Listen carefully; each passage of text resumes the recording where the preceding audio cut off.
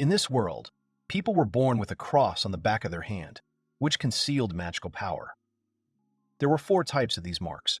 The 4th had a short range, but its power and firing speed were quite powerful. This type of cross was used in close combat. The 3rd type also had high firepower, but it had a wider variety of weapons. Its advantage was its use in medium-range combat.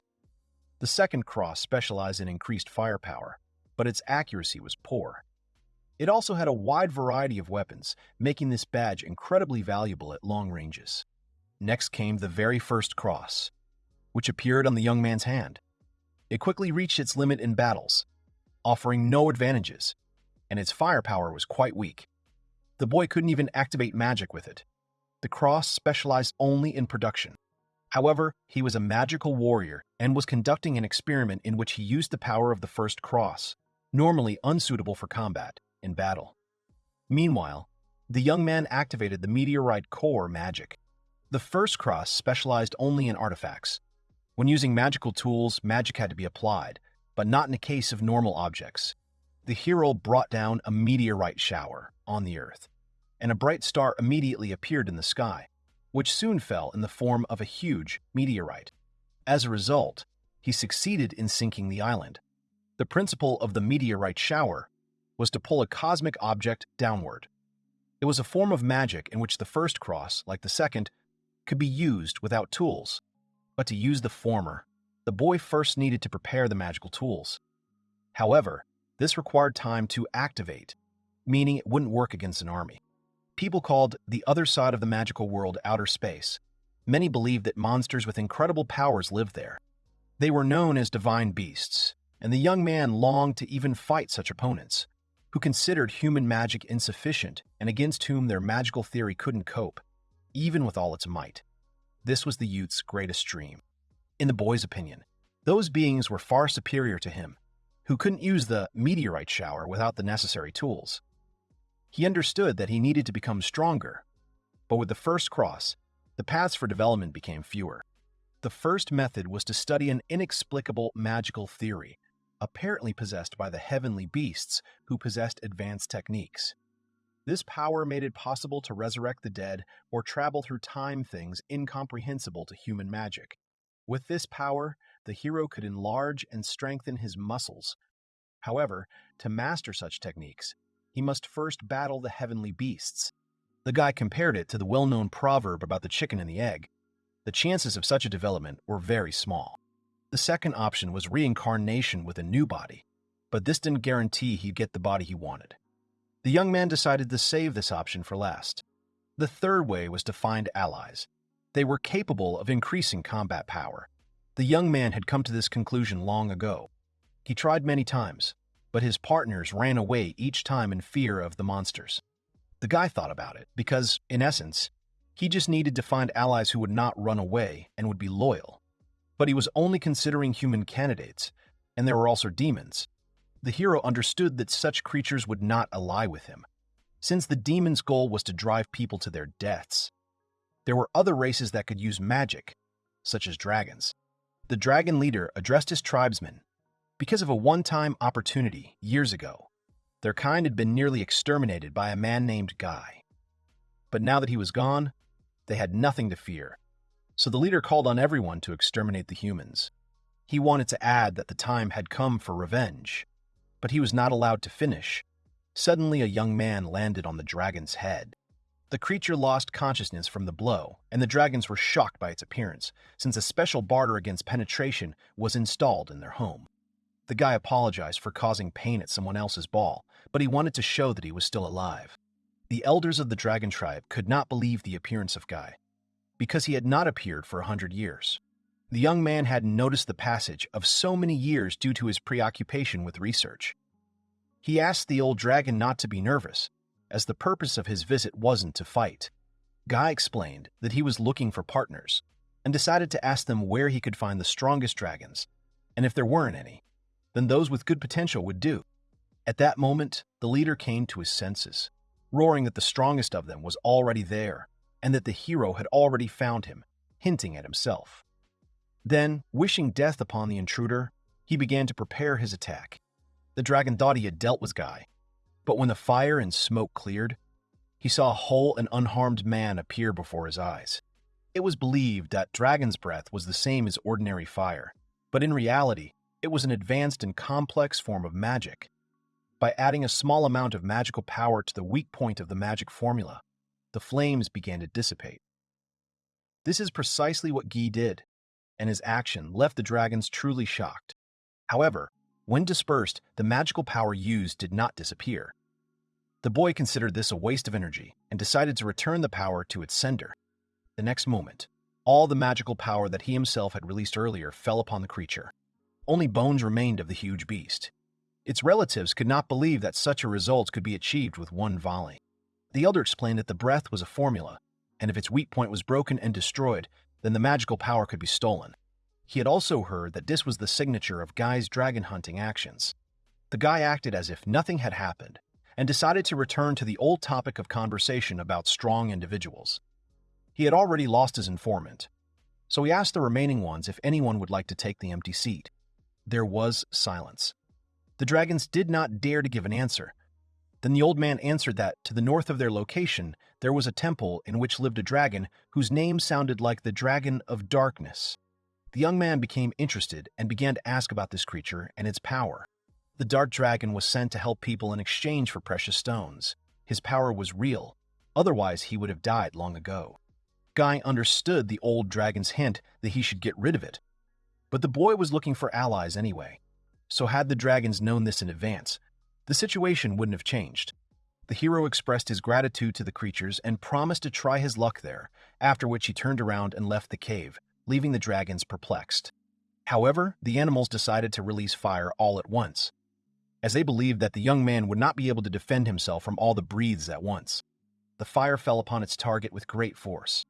The dragons grinned, fully confident that the hero couldn't defend himself from so many explosions. They rejoiced at having killed Guy and wanted to claim the entire world for themselves. However, the clouds of fire and dust soon disappeared, revealing a young man without a scratch. He had once again managed to deflect such immense power. The guy reminded them of his words, that he had once already warned them not to announce his death so easily. The dragons were amazed and frantically wondered why their enemy was still alive. The boy sighed in frustration. These creatures were too stupid to discern the power of this magic.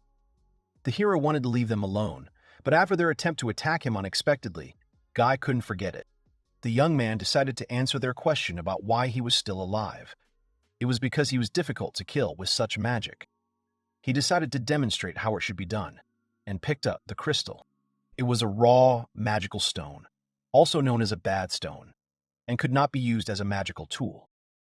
Guy intended to completely imbue it with his magical power. The crystal would be powerful enough to contain a large amount of force, but by combining it with a spell within the magic stone, its destruction could be prevented by the power of their connection. Such subtle magical enlightenment was the domain of the first comb. The result was an unstable magic stone, brimming with a vast amount of magical power. The power inside the stone was on the verge of exploding as it tried to find a way out. The old dragon couldn't find out what Guy was doing, but he demanded that the other dragons stop him. However, none of them knew how exactly this could be done. He ordered them to use the breath again. He had doubts that Guy would be able to use his barrier for long. Suddenly, the crystals began to glow, and the hero began to bid them farewell.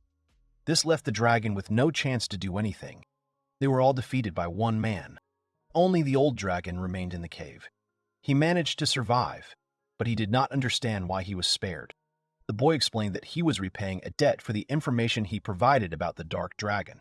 He also advised the old man not to take any action if he valued his own life. He then flew out of the cave through the hole created by the explosion. Guy arrived at a huge castle standing on a remote plot of land. Approaching the massive doors, he sensed the dragon's mana on the other side, meaning this was the place the elder had spoken of. The young man could already sense the creature's radiating power beyond the walls, and he still harbored hope that the young dragon wouldn't be as foolish as his older kin. The guy was about to go inside, but to his surprise, the dragon itself spoke to him, asking about the purpose of his presence. Guy said he had heard rumors about a dragon helping people in exchange for precious stones. There was silence, and then the doors swung open and the creature invited him in. Inside, The entire space was filled with gold and jewels, and atop all this wealth sat a huge lizard beast. He asked Guy what his wish was and what he was willing to offer in exchange. The guy, without further ado, immediately offered him to become a partner, and they had to discuss what he would receive if he agreed. The dragon asked him in confusion, and the young man explained that he wished to have someone like him at his side. For his part, the hero intended to provide equipment and do everything he could to make his ally stronger. Then he asked the beast what he thought about this. The lizard paused, then began to laugh.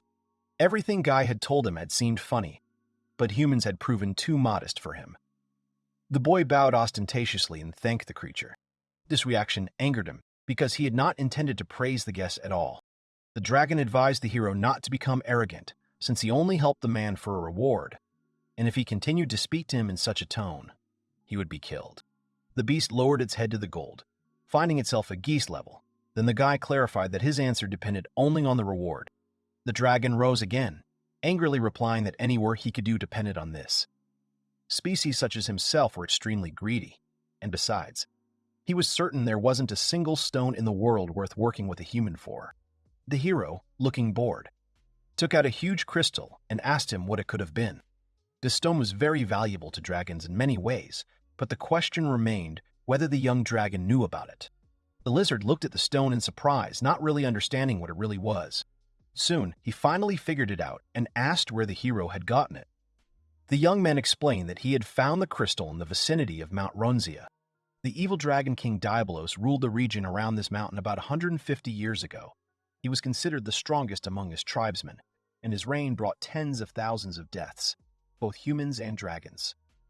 The stone discovered was created from his heart, which contained a rare stone crafted from their blood, known as the Dragon Slayer Stone, crafted from their blood, known as the Dragon Slayer Stone. The dragon suddenly understood what the presence of this object in the hero's hands meant.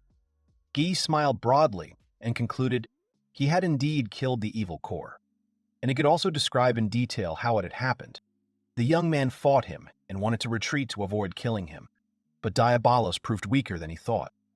The outcome of their battle became clear.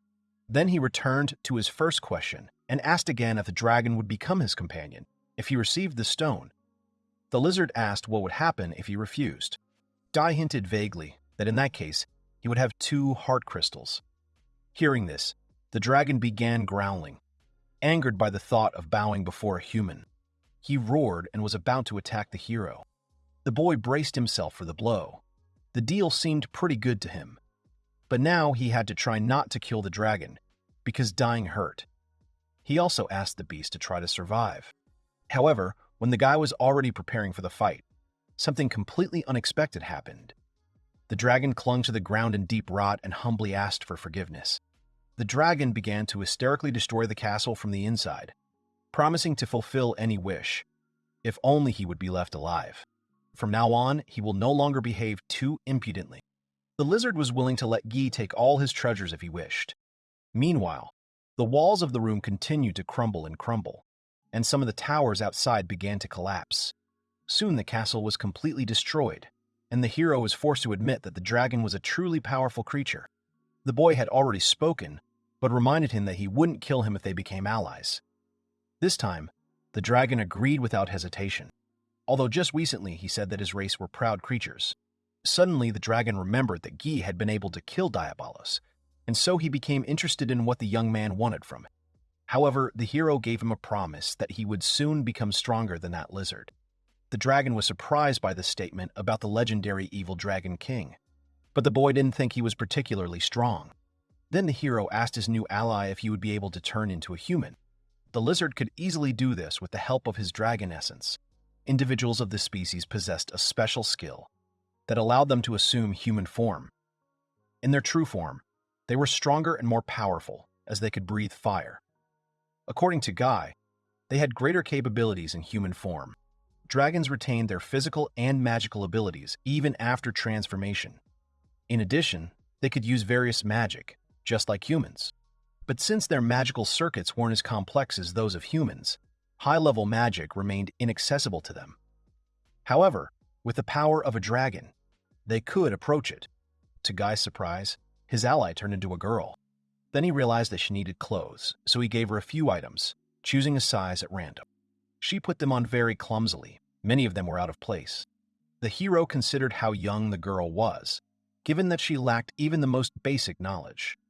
However, he decided to ignore it, as he was planning to teach her anyway. After some time, she finally managed to put on the outfit correctly. Then Iris introduced herself. She was glad to meet them. Since dragons didn't lose their defenses even in human form, they didn't need armor. Simple clothing was quite sufficient. Looking at her, the young man remembered his weapons. He handed the girl a staff with a small sphere on one end.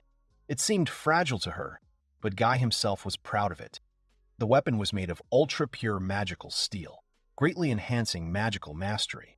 Furthermore, this staff was so well crafted that despite its minimal weight, simplicity, and elegant design, it still produced excellent results. Iris held it in her hands for only a short time before it suddenly bent over. The hero began repairing the weapon, commenting along the way that it wasn't intended to be used that way. But he knew the girl didn't know that anyway. Soon, the same situation repeated itself. Guy completely redesigned the staff to ensure it wouldn't deteriorate. He coated it with soft magical steel and a highly durable adamantium alloy. Iris began waving her staff around, and the hero shielded his face with his hand, for the weapon had now lost all its elegance. It looked like a barbarian's weapon. Suddenly, his magic keychain began to jingle, but he couldn't remember turning it on. The girl also heard the sound and asked what it was. A magical device called the monster detector would ring when a powerful demon was nearby, and it could send its owner to it by simply pressing a button. Heroes made it to fight demons but soon got bored of killing them, so he switched it to a mode that showed enemies no lower than Diabolos. Iris suddenly felt awkward, and the young man looked at her with a smile. The young man was looking forward to the fact that they would soon be able to defeat someone strong. However, his companion did not share his joy, in her opinion. Normal people could not enjoy such hobbies. This didn't faze the hero in the least. He confidently gave the command to move forward. Iris took the staff in her teeth and sank to the ground. Guy was surprised by her gesture and asked what she was doing. The girl explained that she found it much more comfortable to move on all fours. But the boy knew that if they showed up like this, the enemy would definitely be surprised. He even began to consider ways to incorporate that into his plan. Not far from the hero and his ally, a battle had already begun, and the enemy forces of the 8th class Orc Lord were approaching. The girl used a quantum blast, but she was asked to take her time and leave a couple of enemies. For the young man and his girlfriend, killing the 8th class demons was a piece of cake, as they were 11th class demons and were also the strongest fighters in the kingdom, along with Reiter, a demigod of the blade. On the outskirts of the border of the kingdom of Mers, children were playing hide-and-seek. A boy had to look for others. When he finished counting and turned around, he noticed a dark figure that disappeared behind the house. The child assumed it was one of his friends and ran to catch him. However, it wasn't a friend at all who was around the corner. It was a huge monster that wandered around with an axe in its hands. He swung his weapon, preparing to kill the boy. The strongest people in the kingdom were the demigod of the sword, Reiter, and the Witch of Death, Yuril. The soldiers searched all the settlements and later returned with a report to the commander that the search was complete and no survivors were found. It was a sudden attack by the ogres, and suddenly the knights noticed something frightening ahead. A monster of enormous size came out to them. He proved too large, so they relegated him to the 8th class. The knights realized that the ogre lord himself stood before them. The monster split the warriors' bodies into pieces with one blow. The commander was shocked by the monster's strength. But the man did not give in to his emotions and gave the order to hold the line, because if they lost, there would be no one to protect the people. But the ogre was several times larger than the soldiers themselves. Many did not believe that they could defeat such a giant. Suddenly, a girl appeared. She used a binding arrow and hit the lord in the neck. The archer called out to Kaito, who understood her hint without further ado. The ogre was bound, and at that moment, the boy, using the big cut, sliced through the monster's body.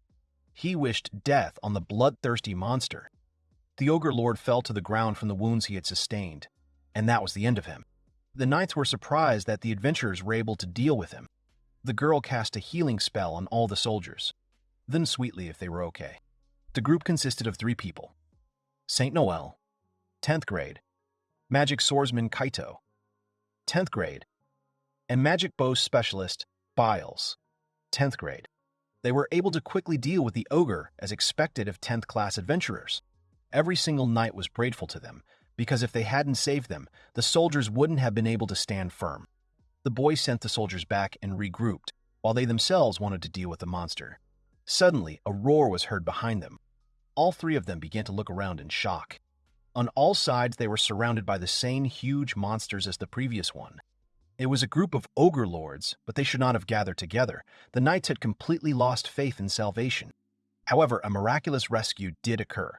The man who appeared used a quantum explosion, with which he instantly dealt with the monsters. The Witch of Doom came to their aid. She was able to kill the ogres with one blow.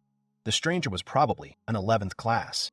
Yuril Abendroth considered herself the most powerful mage in the kingdom of Merds.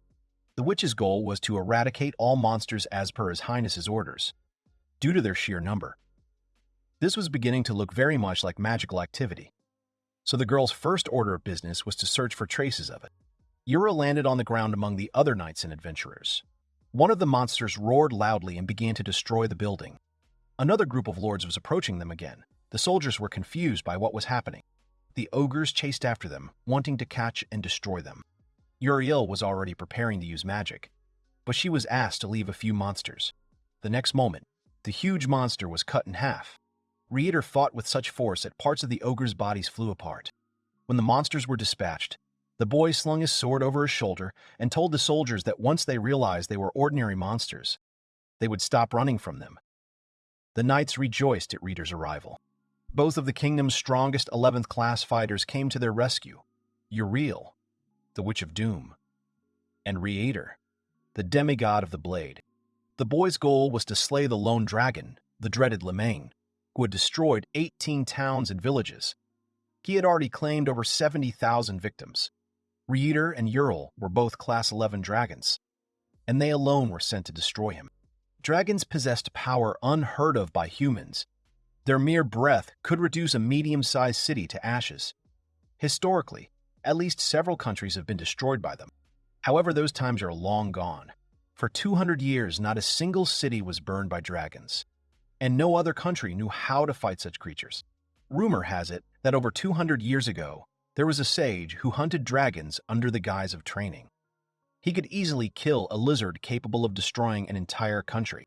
If such a person really existed, the witch would like to meet him.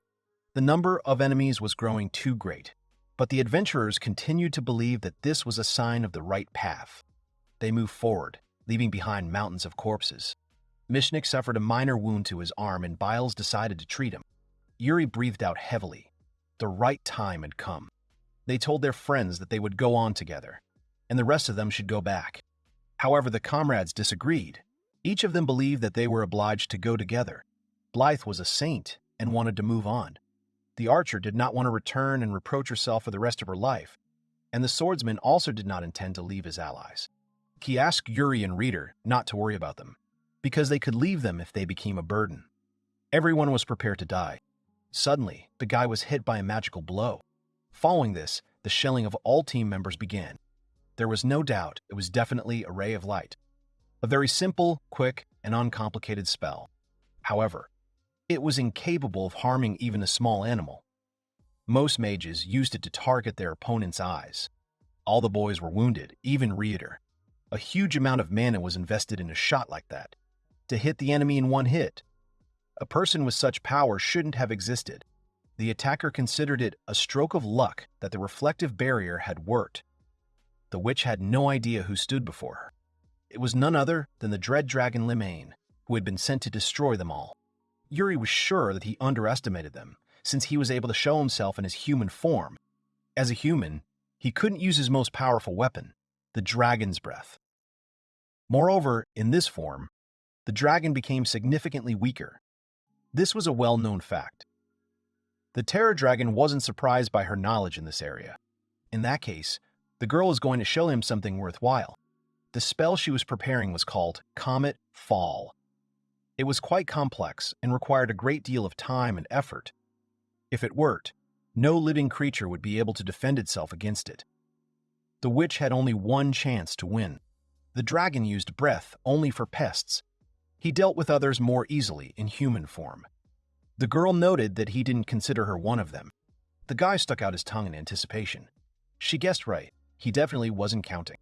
She hoped that he didn't know anything about it. It was only a short time before she was completely ready. However, Li became suspicious and shot a beam of light at her to check what she was hiding behind her back. The girl was horrified that he was able to figure out her plan. She closed her eyes, ready to take the blow. But nothing happened, because the beam was reflected and hit the side. Both opponents looked at the young man in surprise. Reiter felt a little uncomfortable getting hit and losing consciousness. Yuri was happy to see him alive, although this was not surprising since the boy was in the 11th grade. The girl also felt healing rays emanating from her friend, but she didn't remember him using magic. But then she assumed Reiter had done it only briefly and weakly. The young man clutched the object in his hand. He decided it was time to use it. The witch asked what it was, and then his friend told him about the demon detector. But to the girl, it looked like a simple amulet. Reiter ran forward, warning that he was going to buy them some time, and that the witches should hurry and use the spell. The Terror Dragon accepted the challenge to close combat and also decided to use a sword. He and Reiter engaged in combat. The young man attacked with great confidence and pressed the enemy back. The dragon admitted that it was not bad for a human, but it could not compare to him. The swordsman noticed his opponent use a mystical barrier, but he knew it would happen and was prepared, so he cast a spell on his weapon. Now he attacked with 2 swords, which helped knock the blade out of the enemy's hands. To Lemaine, it looked as if they hadn't even tried to scratch him. But Reiter thought otherwise. The dragon had opened up, and their games were over. A huge comet was already flying towards him. The witch thanked her friend because she managed to complete the spell. The meteorite struck with enormous force, sending up clouds of dust in all directions. The swordsman looked ahead expectantly, and the girl believed that the dragon would hardly be able to dodge. Limeane was badly wounded. Literally half of his body was missing.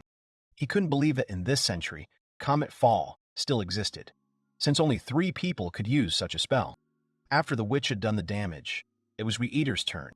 Suddenly, a smile appeared on the dragon's face, and he asked the boys if that was all they could do. The next moment, part of his body was restored. The boys hadn't expected such a turn of events. They were already confident of their success. Limeane mockingly suggested that his opponents thought such a spell would be enough to kill him. The witch thought what was happening was a joke. The dragon was able to recover even from a direct hit, and she did not understand how it was possible to kill such a monster. Reiter was delighted to finally meet a worthy opponent. Their fight would be legendary. The young man used his own style, blinding fury. Limeane was glad that his opponent was able to match the dragon's strength. The girl desperately tried to think of something, and then remembered another trump card that she could use to its full potential. She no longer had the right to make a mistake because her mana was running out. The witch intended to use Starfall, which was a level higher than the previous one. It also required an unrealistically large amount of mana and posed a danger to the caster himself. But there was no other choice. The fight between the dragon and the man continued. Limeane created a sword from his own flesh. The next moment, the enemy's weapon was broken and he himself was split in half. He killed Reiter, but this gave Yuri time to complete the spell. Now the death of her comrade should not be in vain. She expected that the dragon would not be able to avoid a direct hit from the falling star, and hoped that with his death he would erase all existence from the world. However, Limeane cast a spell at the last moment. He used the air barrier, and the attack did not cause him any harm. He was surprised that the witch knew the name of his spell, even though he had been trying to understand her intentions all along. The witch couldn't believe the dragon could repel a spell of that kind. It seemed as if he was simply toying with them. The girl felt helpless before this creature. In addition, the air barrier formed a dome around them and restricted her movements, so the adventurer could not escape. Yuri had already come to terms with her impending death when she saw a hand reaching out to her. However, Limeane suddenly took her chin lightly and asked why she didn't use her power. The girl asked him not to be upset because she could use it on him. There truly was a certain power within her that defied people's understanding of magic. It was similar to the barrier the dragon used. However, the witch herself could not access it, neither wanted nor desired it. Limeane didn't want her to think he enjoyed such actions, but that didn't stop him from lifting her into the air with his magic. He believed that the girl herself left him no other choice. Suddenly, his spell began to break. The dragon asked the witch if she had done it. but she explained that she could not break the barrier. When Guy appeared, he assumed the dragon had done it all. Yuri immediately noticed that the girl next to him wasn't human. The hero's expression changed upon seeing the amulet's source of alarm. He was disappointed. Iris asked if her companion had wanted to avoid battle. Guy was so bored that he came up with the idea of dropping everything and leaving. Yuri was surprised by his words. Could these people really be immortal? While she herself was having a hard time, the dragon asked the hero where he and Iris had even come from. The young man explained that he had come in response to the call of the monster identifier, but was late, and besides, he was not interested in fighting him. Iris once again clarified whether the guy would even fight him or not. Guy saw no point in starting a fight with someone who was weak and uninteresting, but he couldn't let him live any longer either. Liming threw the witch to the ground and turned toward the hero. The girl heard the boy's words about a monster identifier. She'd heard about it before from Reiter. The terror dragon angrily shouted at Guy to stand still and used movement restraint magic. The hero recognized this as transcendent magic, and Limain was surprised by his awareness, but he was more interested in what to do next. Yuri, unnoticed, watched from the sidelines. She didn't expect anyone else to know about this type of magic, but the speed with which Guy had figured it out in such a short time left questions unanswered. The boy had even managed to disrupt the dragon's barter system. She wanted to know who he really was. Unfortunately for the boy, Limain wasn't a monster from the depths of the universe, and therefore very weak. The spell the dragon cast was a complete nightmare for him. Its entire structure looked terrifying. The witch was confused again, because he was able to analyze the spells very quickly, when no other person was capable of doing so. The dragon was angry, and decided to try to crush the enemies with his barrier. But the hero only sighed heavily in response. Apparently, the enemy couldn't take his word for it, so he'd have to demonstrate. The next moment, the fragments of the barter, which were shattered by one click of Guy, fell down. On Lyman's face, Yuril's mouth dropped open in amazement, and Iris began to panic, because she didn't want to die. The hero asked the lizard if he understood the meaning of his words. Suddenly, the dragon flew off to the side. Guy didn't expect to be able to make an impression so quickly, but that barrier was too fragile and he couldn't even step on it without breaking it. The witch knew that the barrier was of the highest level, and the fact that he was able to break it so easily was beyond her comprehension. Anxiety appeared in the dragon's gaze. Guy was intrigued by how such a weakling could use transcendent magic. He soon realized that his opponent was likely hiding his true strength. In this case, the hero wanted to force him to show everything he was capable of, so it became our turn to counterattack. The young man decided to start with the meteorite fall. This spell took him only 10 seconds. If the dragon did not want to die, he had to strengthen his defenses as soon as possible. The boy called Iris and said that he would teach her to fight. The girl was only required to remember everything well. His spell-casting time was very slow due to the first cross. Yuri didn't understand what the hero was doing. And besides, he had a first-level mark. With a third-level mark, the hero would need 1/10 of a second to cast such a spell. But in the current situation, it took 5/10 of a second, a significant waste of time. Iris recalled that he had spoken of 10 seconds to create a meteorite fall. But the hero had replied that he was in no hurry. The hero was burning with the desire to anger the dragon so that it would attack him with all its might. But Li Ming himself was in no hurry to take any action. He even pursed his lips at the emerging possibility of defeat. The witch realized that the casting time of all his spells was very slow, because the hero revealed his first cross.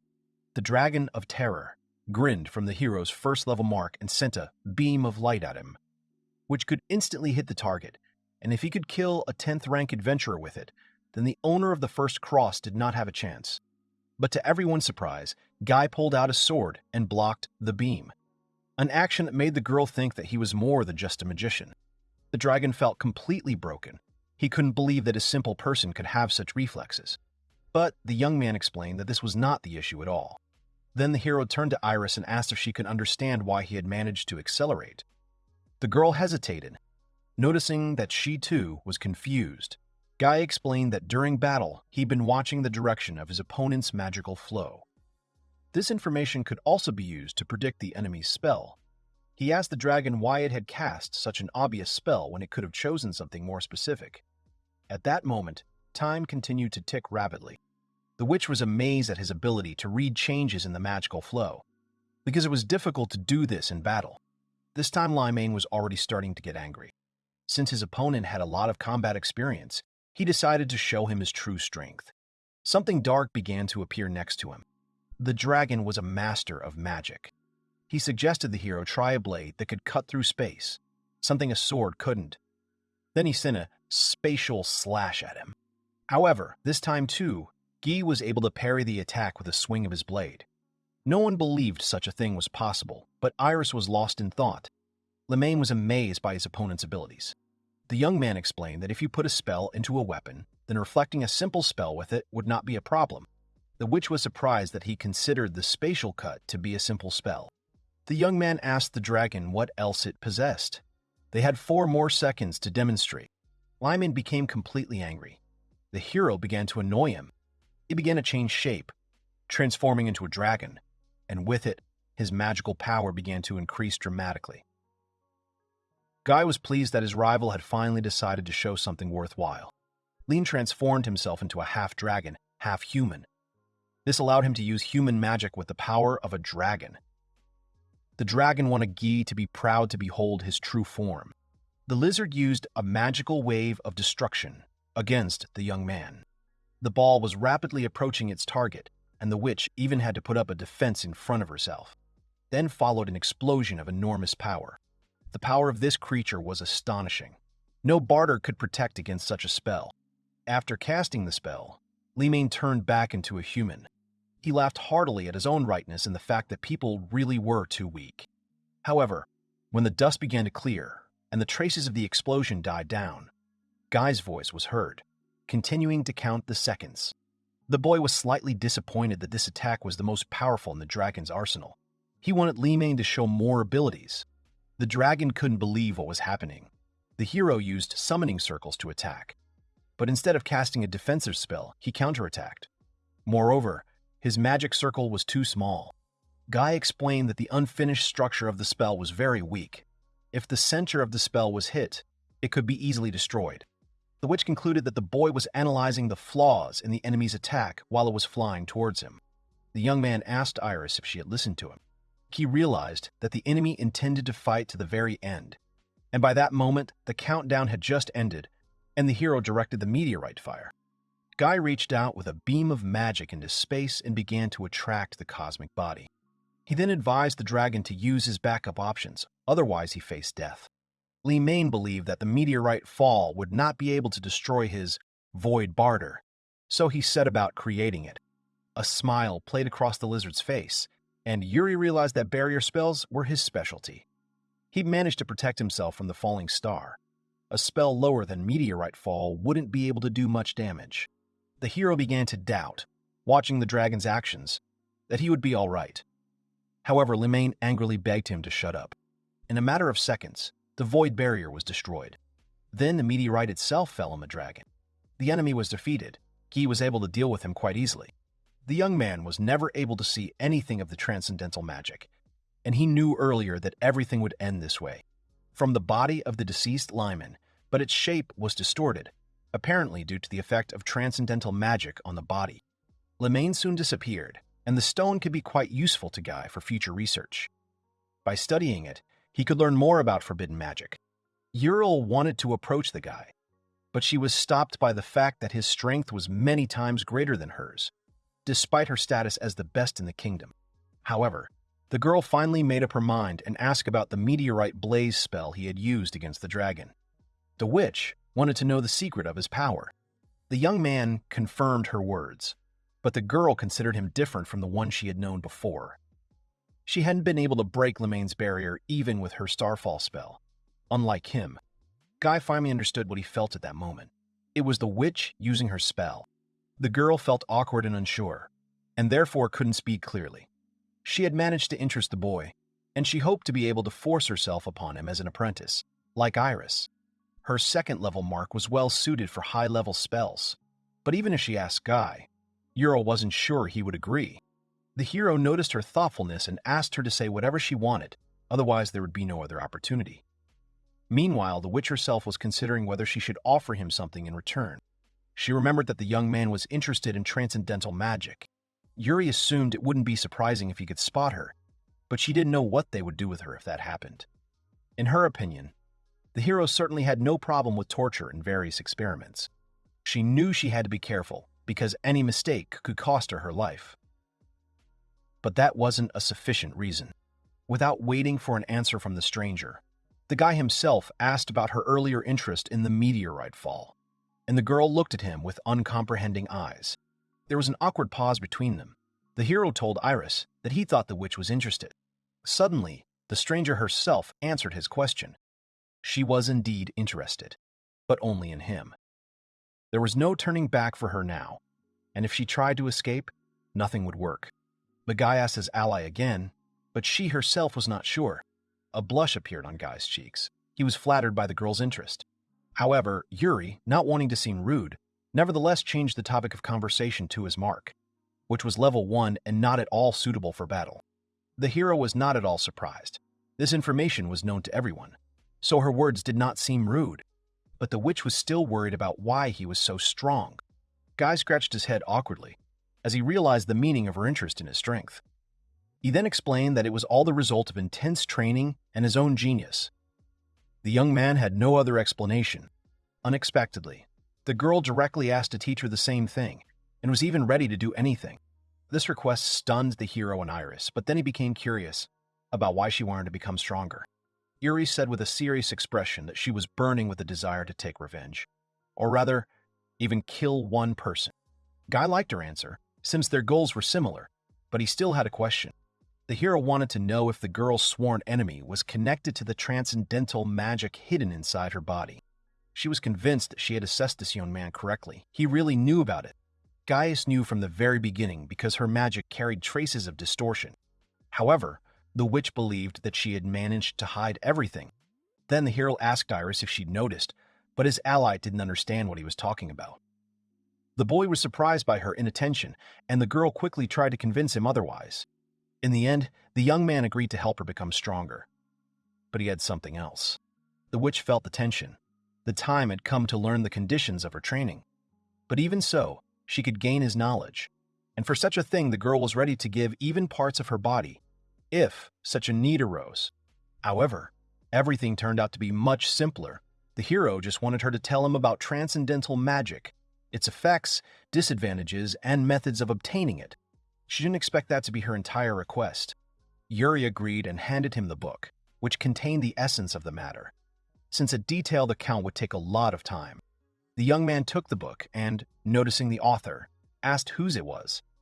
The girl explained that it was her handiwork, and the notes contained everything one needed to know about transcendental magic. Guy expressed his gratitude and promised to read it. The hero remembered another condition. He asked the girl to become his companion. She was surprised by this proposal. Then the guy explained in more detail. He wanted to create his own group and was looking for allies. This would make it easier for him to teach everyone. Yuri's mark meshed well with her desire to become stronger, but she also had another talent. Even Guy had been able to grasp enormous combat potential with his first cross, and with the first, it would have taken much less time and effort. The girl happily agreed to the young man's proposal. She honestly admitted that she seriously thought the boy would experiment on her after learning about her transcendental magic. The young man jokingly said it sounded like a plan. Iris was delighted to have added to their ranks, but she was suffering from a stomachache caused by hunger. Yuril, the Witch of Doom, was considered one of the most powerful in the kingdom, but it seems she was carried away by her title as she couldn't even scratch Limane. Unlike Guy, who was able to kill the dragon as if he were a child. She genuinely couldn't understand who this man truly was. He undoubtedly possessed incredible strength, but there was also something about him that sparked genuine intrigue within her. The witch was also curious about the girl standing next to the hero. Her magical aura was unlike that of a human, but it was clear she had been learning combat from him. Yuri took out a small brick of food, noticing Iris's hungry state, and offered her a snack. The girl's eyes sparkled with delight, but first she checked whether she really could take it. She enjoyed the delicious food, and the witch decided to find out who she was, if not a human. Iris, without hesitation, said that she was a dark dragon. The witch suddenly remembered that under this name, one dragon had become famous among his friends who possess special strength and cruelty. Then she, too, asked permission to ask a counter-question. The girl wanted the witch to help her understand Guy when he started saying difficult things again. When the hero heard the monster identifier, he thought he'd encounter a powerful beast, but in reality, it was just a dragon. However, he still managed to obtain something.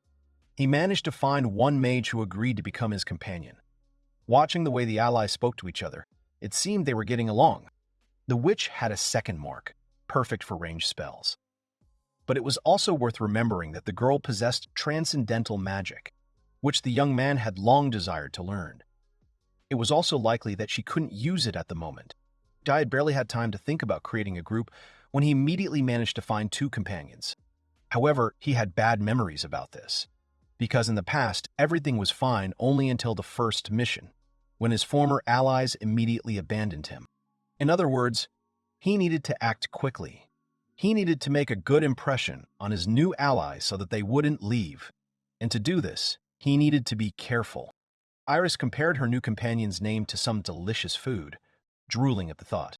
The hero noticed that the girl's comparison had frightened Yuri. Therefore, he should have kept a closer eye on her to avoid any problems. He told Iris that she was responding too strangely.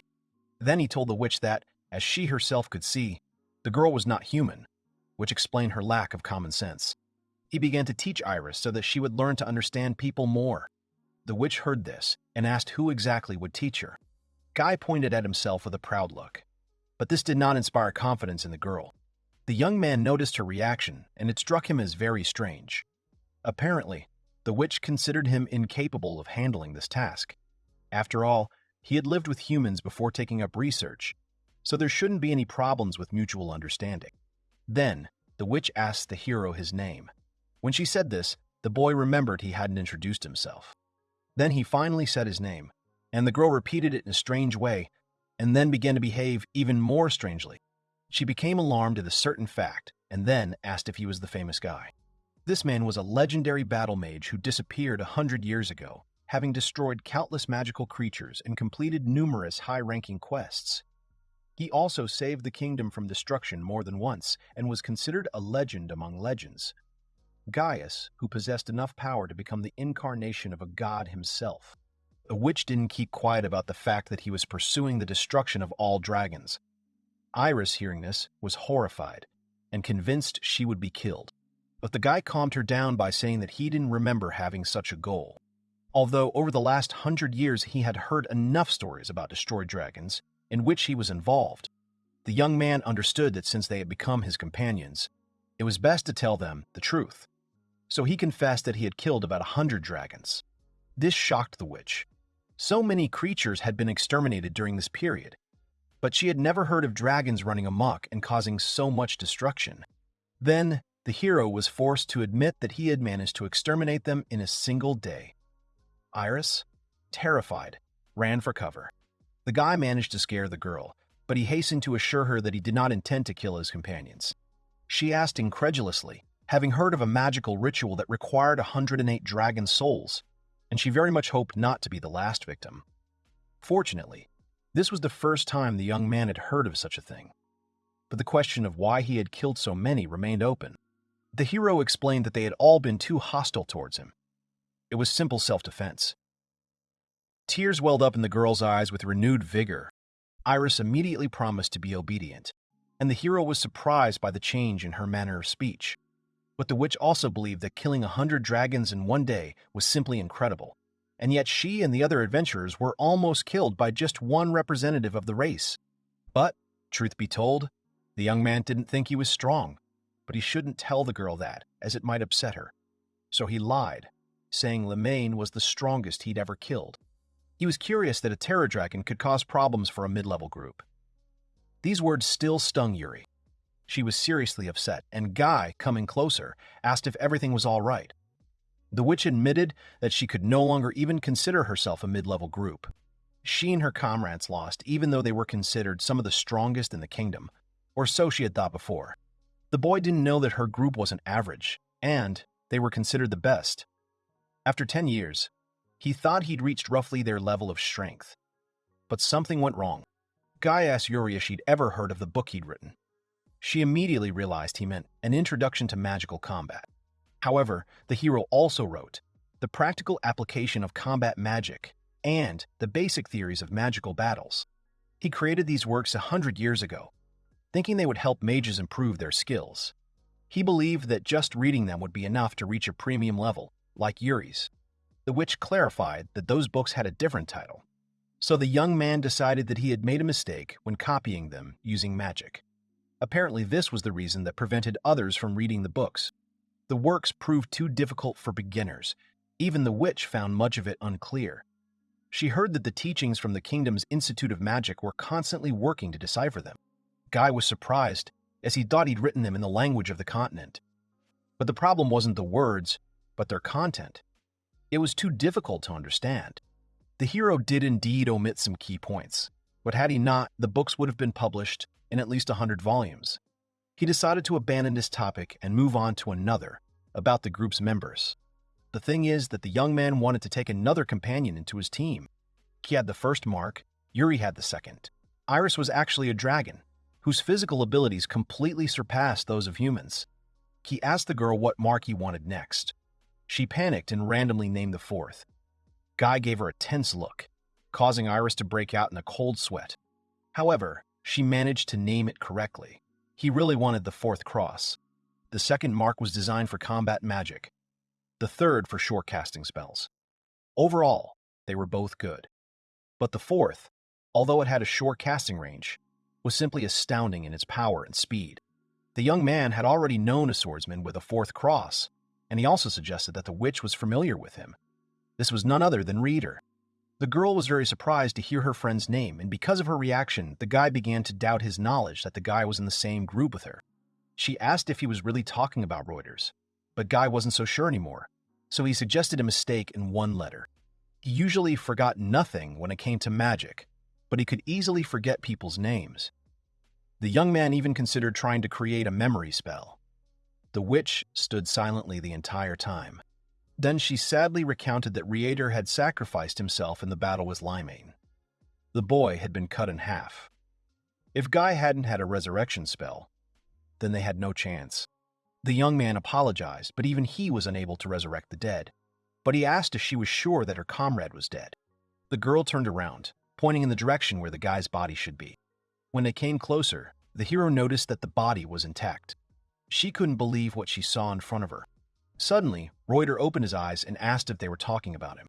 Yuri jumped into Iris's arms out of fear and surprise. The boy began to warm up, telling everyone not to write him off too soon. The witch asked why he remained alive. He was surprised why they were even asking him about such a thing. But the girl told him that he was cut in half in that fight. Ordinary people died from this, but for Voiders it was a revelation. Guy realized something for himself and decided to tell that the core of the person's magical circuits was in the heart, and the control circuits were in the brain. Even if the lower half of the body were lost, both circuits would continue to function. If a person is poorly trained, they will lose a lot of blood. In other words, he wanted to convey that cutting a person in half wouldn't be enough to cause death. But for that to happen, they needed to be able to regenerate. For Yuri, this was completely unacceptable. Reiter laughed. His girlfriend seemed very stupid to him, but he was glad to meet an understanding person. Then the boy asked Guy if he was right for his group. The hero answered affirmatively, and they shook hands. Now the young man was satisfied, as his balanced team was fully formed. From now on, his group was completely intact and ready for adventure. However, Yuri didn't look happy, but rather worried. The hero decided she thought he was crazy, so he had to make sure she understood that he truly cared about his companions. It was very opportune that Guy remembered the other members of Reiter's group, 10th rank adventurers. The witch said that they were all weaker, and along the way she and Reiter tried to persuade them to return, but the dragon killed the boys. These were the girl's words. Due to the meteorite's fall, they could all be buried nearby. Besides, Guy still felt traces of magic. This could mean that the adventurers were alive.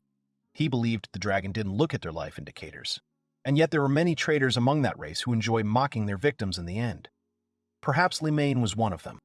The boy told his comrades they still had a chance to save them.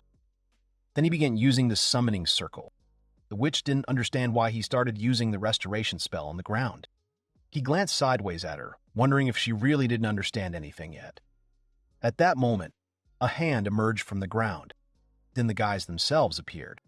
The witch fainted from shock, but Iris managed to catch her from behind. The boys had a lot of different questions. Blythe didn't understand why they were underground. Kaito was curious about the attacker, and Noelle was surprised by the dragon. Reader was roaring with laughter, as the boys were mistaken for zombies. Iris also thought Guy's actions were terrifying. After some time, the hero and his team gathered around a round table to hold their first meeting. Yuri noticed the high quality of the furniture he was able to craft in a flash, which raised the question of whether the boy truly possessed the first mark. Guy demonstratively raised his hand and showed that, to his regret. This was the absolute truth. He healed the adventurers and then sent them on ahead to report the dragon slain. During his absence, he himself wanted to hold a gathering in honor of the new group. In the past, all his groups had lasted no more than half a day, with the shortest period being 2 hours. Just a little longer had passed since a new alliance's formation, so the young man didn't want his new companions to break the record. If he wanted to keep them together as long as possible, he needed only one thing: a common goal. They needed to find it and pursue it for the sake of unity. So he said out loud that, first of all, he would like to define the goal. Reader was excited and immediately said he intended to become stronger. The witch's goal coincided with his. They both wanted the same thing. Iris timidly replied that she was of the same opinion. Guy didn't remember the girl saying anything like that before, but she claimed the opposite. However, the hero asked her to speak up if she had other desires, but she decided to repeat it again. This time, with more confidence, Iris said that she wanted to become stronger. After listening to everyone, the hero asked the next question. How exactly did they want to accomplish this? Reiter wanted to fight against strong opponents. Yuril was counting on hard work and improving her mastery of magic. In Iris, the two desires of her comrades came together. She wanted both. Guy gave her a look that made the girl nervous, because he noticed that she was simply repeating after the others. In his opinion, the witch and the swordsman were both right in their ways of achieving what they wanted. Combat power could be divided into 3 components: strength, skills, and items. The first 2 points weren't a problem. The hero could teach them the skills, and the items weren't difficult. But it was their abilities that were the difficulty. If they wanted to kill small dragons, then Guy was ready to personally train them. Reader was surprised that Limon was equated with the petty ones, and Yuril thought about the hero's personal training. The guy assured them that once they gained skills, they would begin to understand what items they would need. This would be the next step, choosing those very items. They were supposed to gather all the necessary materials, and he would take care of the creation. The boy mentioned this at the right time, since his first mark was just right for creating something. The witch couldn't wait to see the things Guy had created. Then came the strength, which was the most difficult part. Needless to say, the boys were limited in their physical and magical strength. Iris's strength would have to surpass all others, and the girl was ready to give it her all. But she was surprised that the boy could sense people's capabilities. He explained, showing the first cross, that they'd been dealing with marks their entire lives. Judging by combat power, his was the weakest. However, nothing stopped them from finding a way to surpass human limits. The swordsman didn't quite understand what the hero was talking about, so he clarified that he was talking about powers that weren't theirs originally. Guy spoke of transcendental magic. There were monsters in space too, called spirits of burning stars, and they possessed such powers. Transcendental magic could also be described by its properties, meaning it could be learned and reproduced. He used the metaphor that when killing a dragon, it was impossible to replicate its deadly breath, and when killing a hound, it was impossible to obtain its excellent sense of smell. But with the spirits of the burning stars, things were different. The winner had every right to take all the loser's powers and become stronger. Thus, the spirits repeated this process until their power became omnipotent. By obtaining even one fragment, humans might begin to harness some of their power. Reader doubted it. It all seemed strange to him. Guy rested his chin on his hands and decided to ask Yuri about it. Everyone immediately turned their attention to her. The girl confirmed that the hero was right. The transcendental magic within her body was something entrusted to her by the organization she belonged to, but the witch still couldn't use it properly. The young man asked if she could use this power to kill Limame. The witch believed she could. The boy didn't think her spirit fragment had just fallen to the ground by accident. He was curious about where it could have come from. However, Yuril was unaware of this, as information about transcendental magic was hidden from mere mortals like her. Only the top brass of the organization knew the truth. In that case, Guy intended to ask those who knew. They would sincerely ask them for the information they needed, with all their hearts and magic. Iris didn't understand how her comrades intended to use magic. Reiter showed her his muscles, and hinted that in something like this manner. The witch remembered that she still had memories of the award ceremony, although they were very vague. But the girl remembered that it took place at headquarters. Reiter was ready to head into the path, but his friend stopped him, because it wasn't that simple. She had once tried to get there, but only found a crater, as if from a falling star. This suggested that the organization was covering its tracks. The hero asked Yuri about the man she was desperate to kill. After all, he was from there. The girl confirmed his guess, wounded him. They called him an agent, and he was the most influential person in the organization. Guy outlined their next steps. First, they needed to find traces of the headquarters. Second, find a way to obtain transcendental magic. And in the process, fight everyone and thereby improve their skills. To the swordsman, this sounded like a plan, and Yuri had no objections. Iris stretched tiredly, and then asked where they were heading next. First, they needed to visit the kingdom of Mers and report on the murder of Limame. Once this information reached the organization, the group would be able to immediately receive an invitation. Guy remembered that he had been to the kingdom a long time ago, and that it had been a wonderful place back then. The swordsman doubted that it was still like that. Then the hero decided to use teleportation magic, and asked everyone to wait. His allies were surprised to learn that he could teleport so far, allowing them to even get there before those adventurers. After some time, the friends found themselves in the capital of the Kingdom of Mers, near the entrance to the city. A barrier, which the government was proud of, stretched over the castle. Reuters asked the hero if he had heard about how, with its help, the kingdom had been saved several times. Rumor has it that this impenetrable barrier was created many years ago by a powerful mage. Guy, after listening to him, explained that it was his doing. The swordsman suspected that the hero would say so. The comrades entered the castle and walked along a long corridor. Guy noticed the lack of security, so he suspected that something might have happened. Yuri replied that the atmosphere had always been like this, since enemies couldn't penetrate the barrier, and therefore there was no point in having a large number of guards. Reiter put his arm around Guy's neck and suggested that they temporarily avoid showing themselves to the king. Instead, he and Iris could go get a bite to eat. But the hero rejected his offer, as he had a small request for the ruler. The boy decided to leave the idea with some persuasion. The knights went out to greet the guests. Since Yuril and Reiter had returned, it meant they had succeeded in defeating Limame. This news delighted the soldiers. The witch asked the boy to report this event to the king, and he promised to fulfill her request. But first, he asked to hand over their passes. However, Guy and Iris did not have this, so the guards immediately began to sound the alarm, because no one could enter without a pass.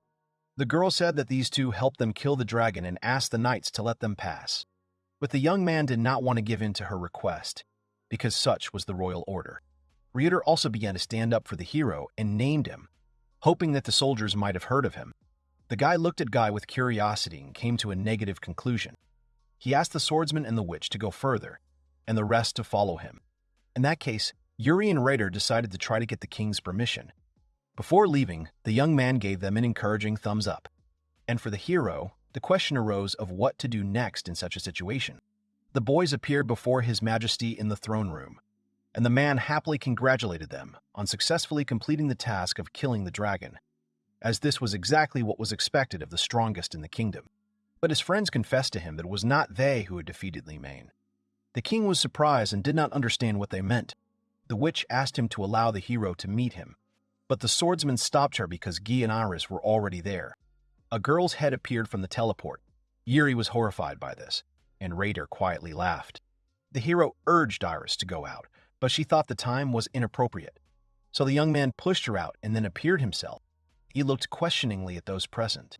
The king immediately ordered the guards to seize them. They tried to attack the guy with a spear, but he used teleportation to move the weapon behind his back, creating the illusion of emptiness. The guards weren't prepared for the use of magic. Attacking without thinking was a rather strange reaction on their part. Guy began to doubt whether they'd even heard him. The king had no intention of listening to anything from the intruder. He was only concerned about how he had managed to enter. The young man explained about teleportation magic. However, His Highness was certain that their barrier, erected by the brilliant mage, was impenetrable. Even this type of magic couldn't work through it. The guy asked what the name of that very magician was. The king frowned and began to ask who could have told about this. Only members of the royal family knew about it. The guy calmed him down by replying that no one had told him anything because he was Guy. The man was in shock and then ordered the guards to stop. Then he raised his head and looked at the portrait, which depicted the previous correct one sitting, with a young man standing next to him, and his face was very similar. The king couldn't believe it, since there was a calculation based on age. But the young man explained that age wasn't something one should attribute to a battle mage. In case they don't believe him, the hero has saved a contract from the moment of construction. He took out the scroll and gave it to the king. The man had no doubt that the seal belonged to the royal family. He relieved the guards of their duties despite their resistance. His Majesty bowed his head to Guy and apologized. He had no ill intentions.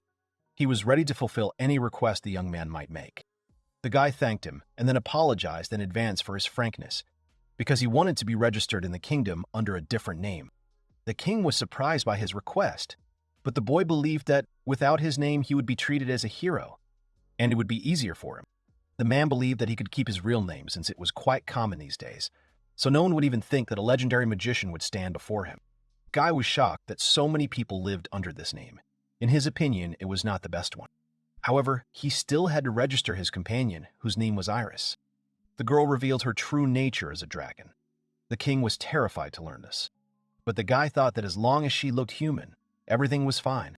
The ruler agreed to fulfill the hero's request, and Guy told Iris to behave like a human being. The boy had one more question. He asked the king if he knew about an organization that gave people transcendental magic. The man's reaction was rather strange. At first, he was taken aback by surprise, and then tension appeared on his face. The man asked if they were talking about the Brotherhood of Burning Stars. The hero asked his comrades if that was its name. The girl remarked that that's what the Royal Intelligence Department called her. She didn't think they were good at picking names. It was some kind of secret society. The king said he would order all possible information to be collected. This would take about a week.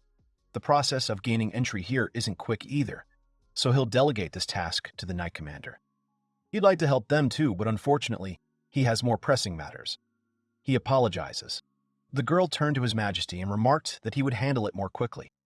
He replied that, after all, a king cannot forget his duty and responsibilities. The hero wonders what's wrong here. He doesn't realize the king so often assigns such tasks to his subordinates. The boy replied that he'll wait. The boy and girl exhaled, and the king apologized to them. He noticed this, and asked what was wrong. They replied that they weren't on good terms with the Knight Commander. The hero asked what he was like. The girl replied that he was hard-working. The boys were in the room. The girl entered and said she had received a letter from the Knight's commander. It's only been a couple of hours since the meeting. How fast is he? Are they really that hard-working?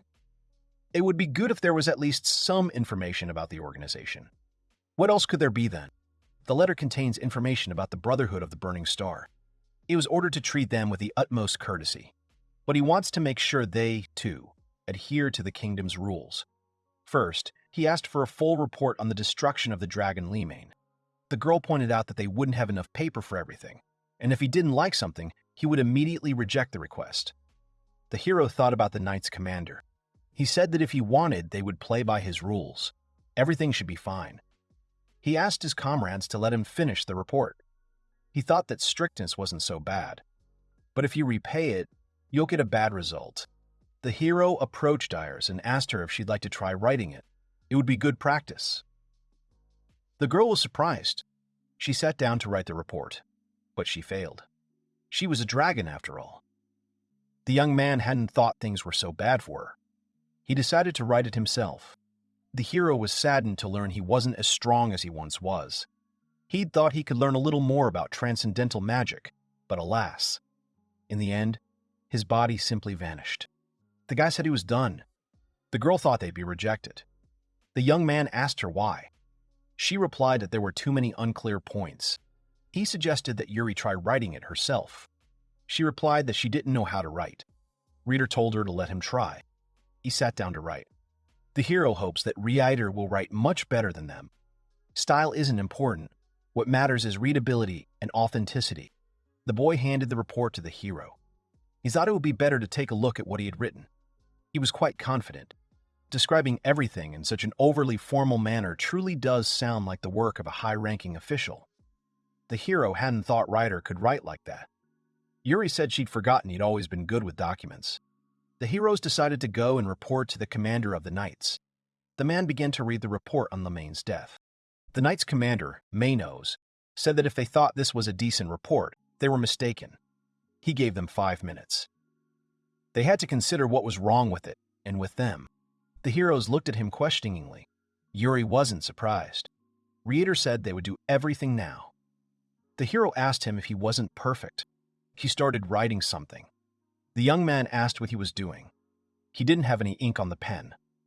The boy told him to just trust him.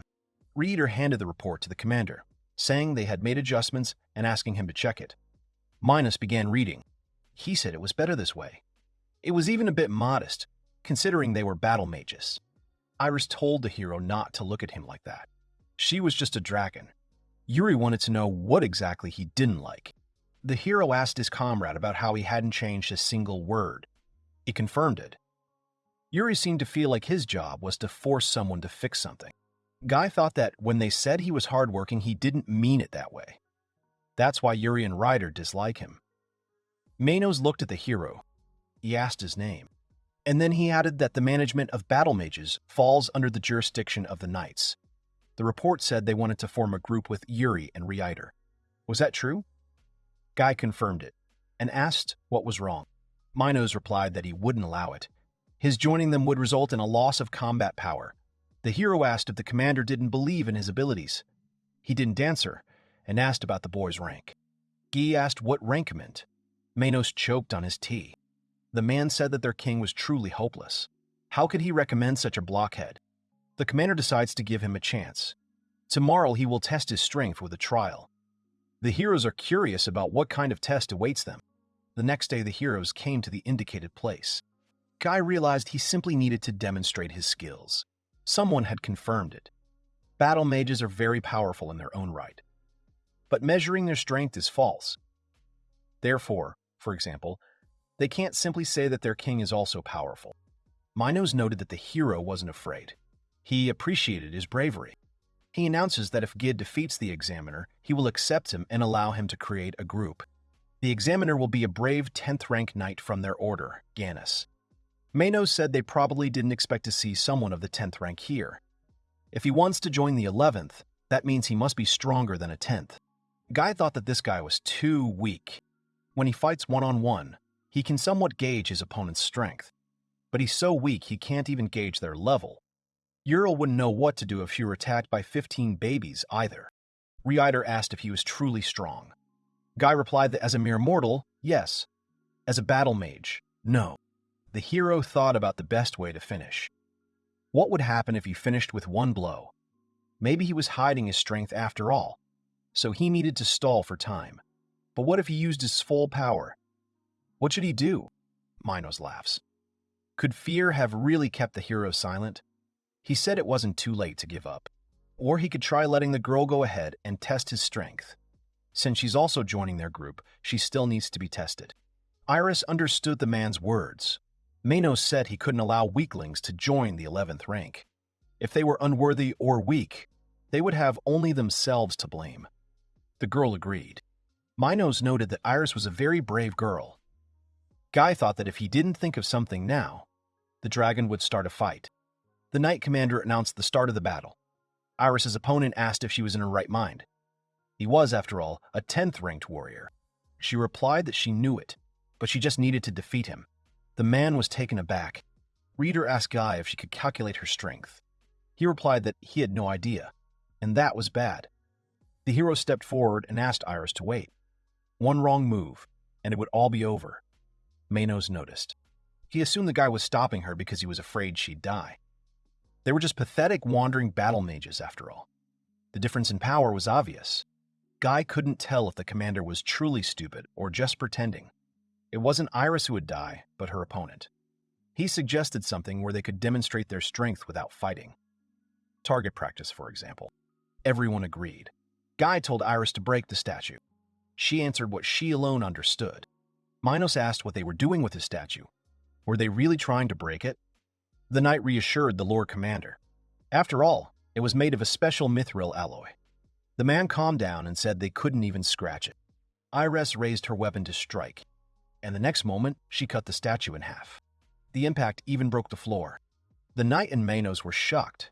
Their mouths dropped open in surprise. Guy looked at them and asked if he should still let her fight them.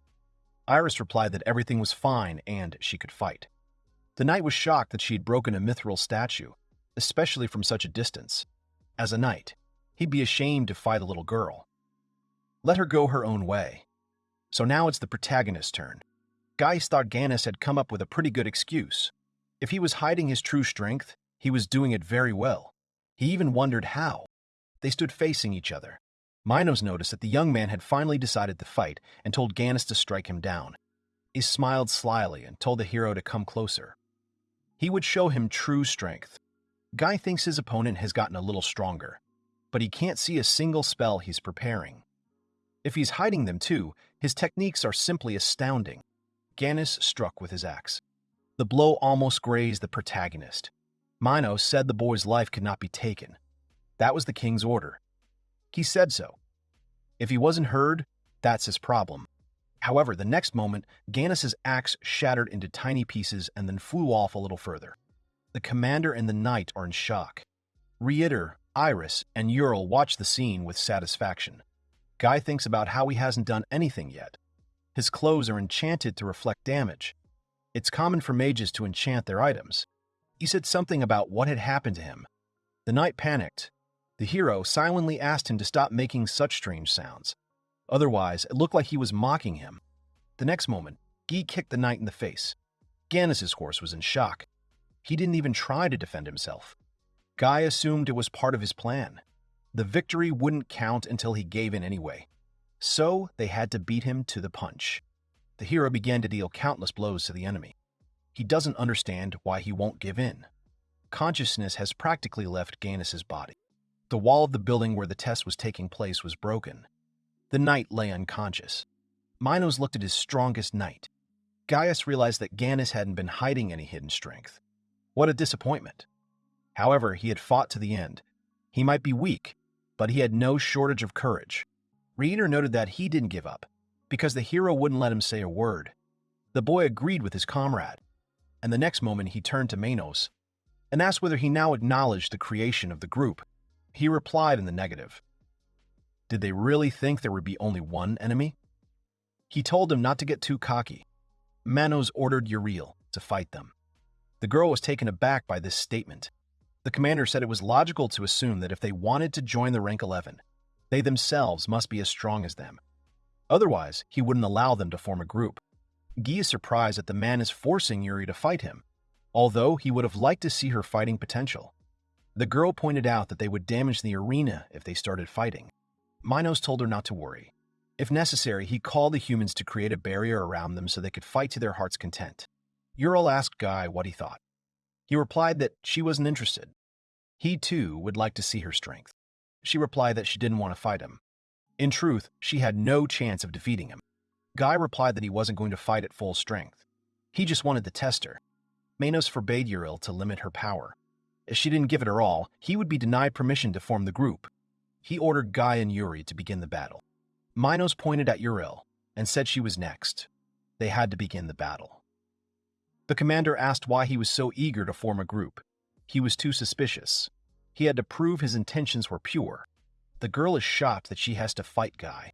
Manos told Guy and Yuril to fight. Holding back their strength was forbidden. If he noticed they weren't fighting at full strength, he would deny the group's formation.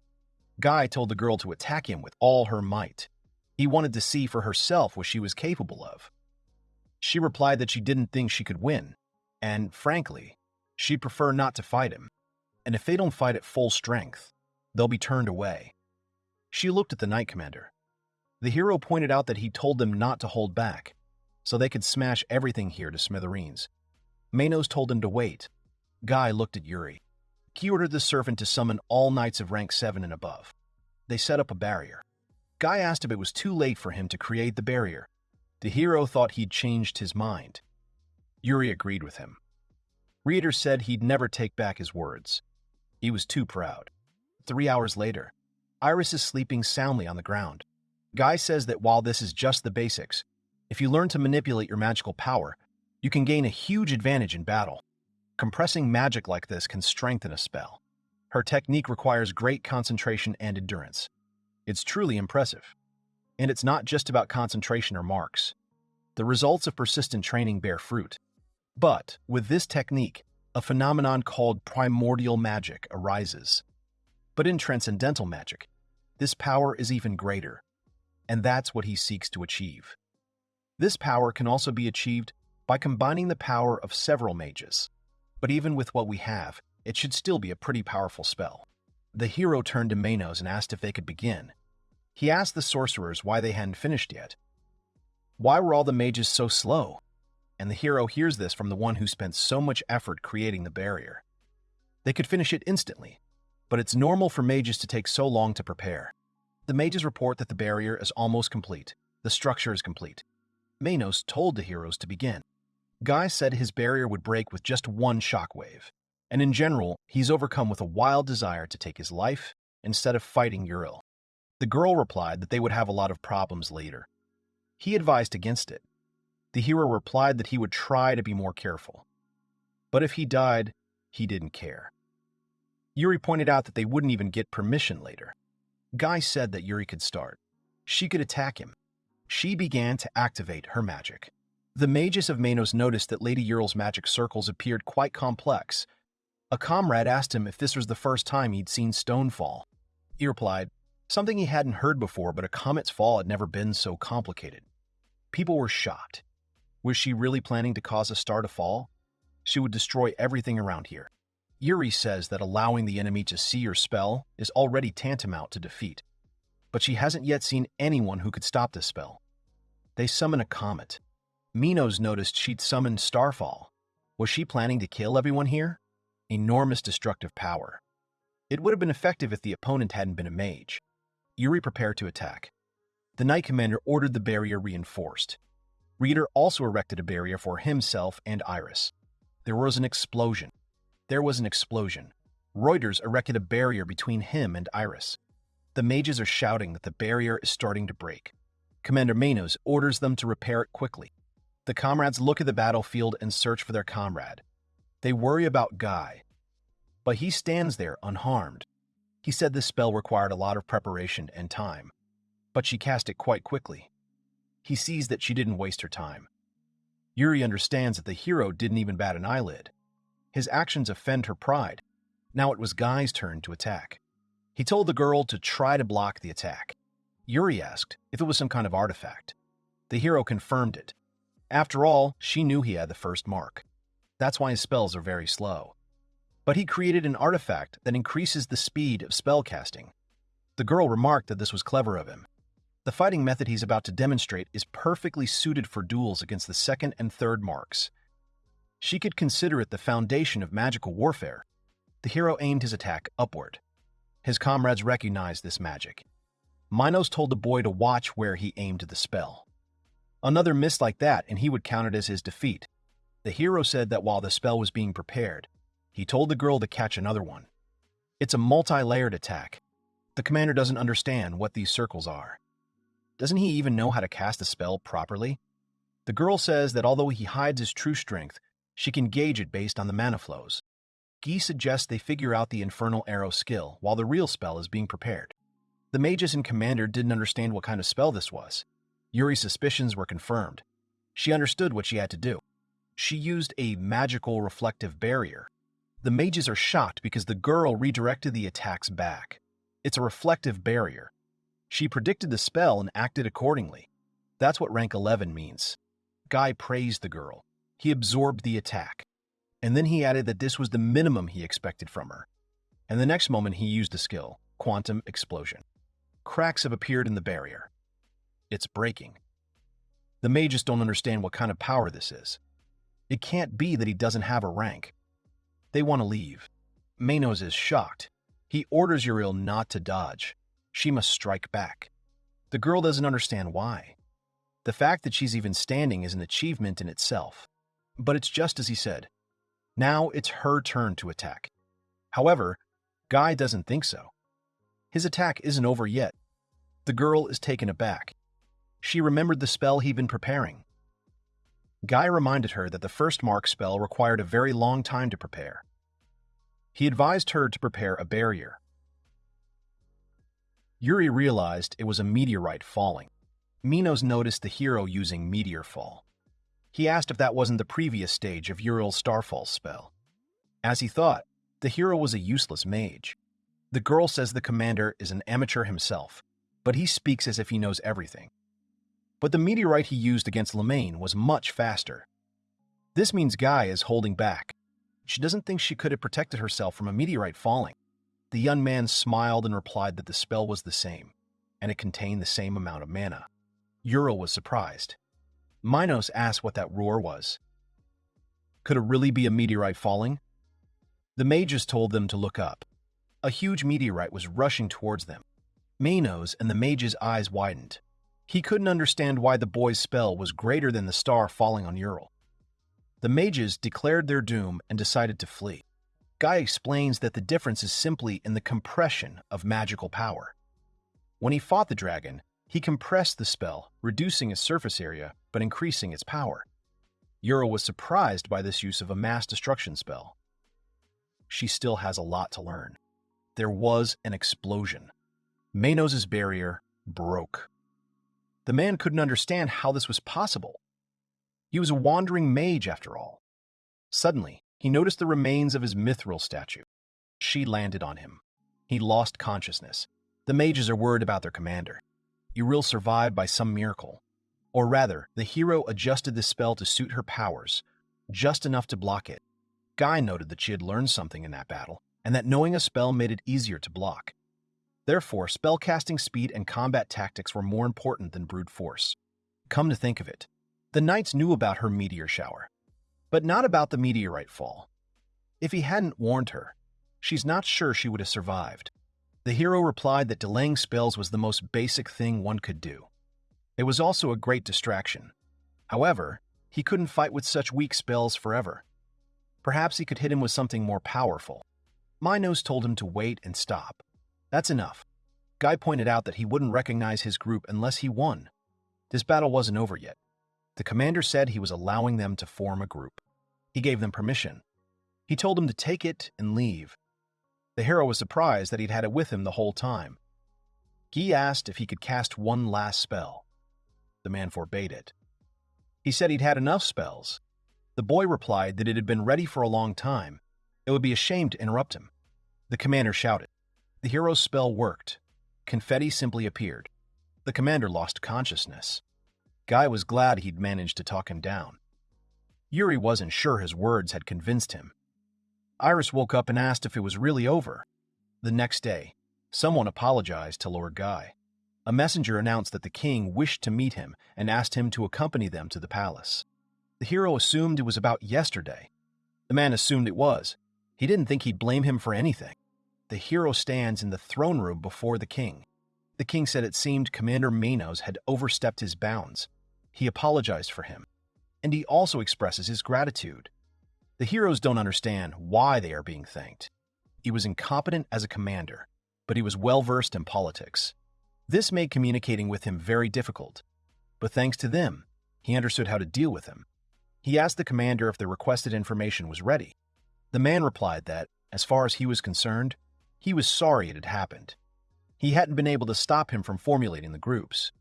The king didn't understand what he was talking about, that some low-ranking mage is now allowed to take two 11th-ranked people from their kingdom. He considers it a terrible loss for them. But he's quite stubborn, and it's difficult to deal with him. The king asked him to repeat. He replied that he had a plan. He would prevent his group from forming and drive him out of the kingdom. The king asked what the name Guy meant to him. Manos began to ponder. Without waiting for an answer, the king replied that Guy had defeated the evil dragon when two 11th-rank nobles were unable to defeat it. The man was shocked. He asked if it wasn't Reiter and Yuril who killed the dragon. Could he really be that same Guy? The king noted that everything was written in the report they provided. Manos responded that it seemed he had missed that point and apologized. The ruler gave him a choice: demotion or death. The man was taken aback. He was about to object, but the king explained what it meant. He had chosen death. Ultimately, he sent him to a small rural area. Guy thought, this is what happens to those who disobey the king. From now on, His Majesty will decide their case. The hero was, of course, flattered by his eagerness to help. But wouldn't it have been wiser to hand this job over to someone else? He replied that it was done to reduce rumors about them, so everything was fine. The hero agreed, and the king hoped they would work together. Now, to business. The commander was tasked with gathering all information on the Brotherhood of the Blazing Skies. But could he also ask them for information on transcendental magic? The heroes tried to collect it, but it turned out to be more difficult than expected. They don't know what constitutes transcendental magic and what doesn't. The king replied that it is easy to distinguish. If something cannot be described by existing theories of magic, then it is transcendental magic. Then, all their artifacts can also be classified as transcendental magic, since they cannot describe them using the data about magic known to them. The hero asked if they couldn't explain how his artifacts worked. Yuri replied that they couldn't. Guy was surprised. Since he's here, he wants to see what they can't understand. The heroes walked into a room. The hero doesn't understand. It seems to say Royal Treasury on the entrance. But why does it look like a garbage dump? Yuri replied that it was definitely a treasury. Here, for example. She asked him to look at this artifact. She believes it contains enough power to be a national treasure. Guy picked it up, and then he said that it was just ordinary garbage. Yuri was surprised. After all, she was confident in her powers. Guy explained that he didn't sense any transcendental magic from him. Not to mention that half the trash she created was here. Iris asked if, since the glowing stone was trash, she could keep it. However, Yuril forbade her, saying it was a national treasure. Suddenly, the hero felt something. Although faint, he sensed a different kind of magic. His comrades took notice. He reached into the box with his things and took something out of there. If you look closely, you can see how the magic deforms around the object. This distortion is what cannot be described by the generally accepted laws of magic. This is transcendental magic. Yuri asked what it was. The hero didn't answer, but instead asked her if she knew what it was. She replied that she had used it when she was in the organization. She has no doubt that it is somehow connected with transcendental magic, but she would not advise using it. This artifact empowers people with transcendental magic. However, since it alters the wearer's soul, the risk of death is very high. Only one person in 100 can survive this process. Guy echoed her words about only one person in 100 being able to do it. He pointed out that this wasn't such a bad outcome. He decides to check whether he will die or stay alive. The artifact enhances a person's body and abilities, but at the expense of altering their soul. Only 1 in 100 people survives. Guy said it wasn't such a bad chance. He decided to see if he would die or not. Smoke appeared around the hero. Yuri told him not to inhale it. However, he didn't listen. Magic consumed the hero. Iris said she felt ill from this magic. Reader noted that even for Guy it was too much. Yuri agreed. After all, this wasn't the magic they used every day. The next moment the hero snapped his fingers and the magic dissipated. The girl asked if the boy was safe. He confirmed. Transcendental magic could change his soul. That's the best way to describe it. Now he's less human, and one step closer to the stellar beings. His comrades didn't understand what less human meant. The boy decided to show them something. The next moment, something glowed in his hand. Yuri didn't understand what it was. Guy explained that he compressed magic to form pure energy. This is the fusion of primordial magic.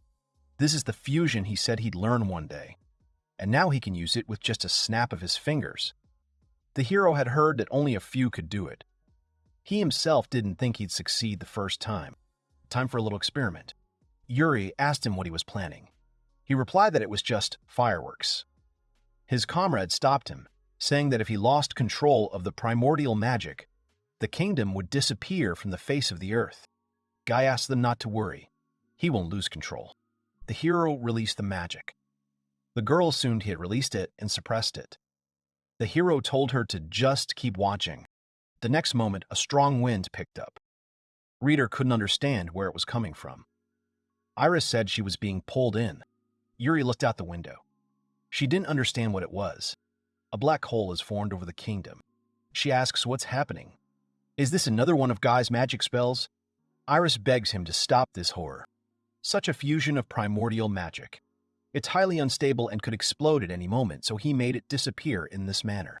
The reason it's completely black is because its gravity is too strong, preventing light from escaping. He knew his transcendental magic would allow him to compress magic so strongly. But the result looks far better than he expected. The attraction is so strong that light can't escape. Could it have created a black hole? This is transcendental magic. Guy likes it. He said, "That's enough for today." And the next moment he dispelled the magic. Reader asked if he could really control such a monstrous force. He didn't know how it worked, but he believed he'd become stronger.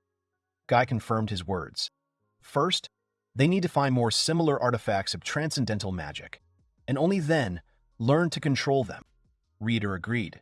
He'll do everything he can to become stronger.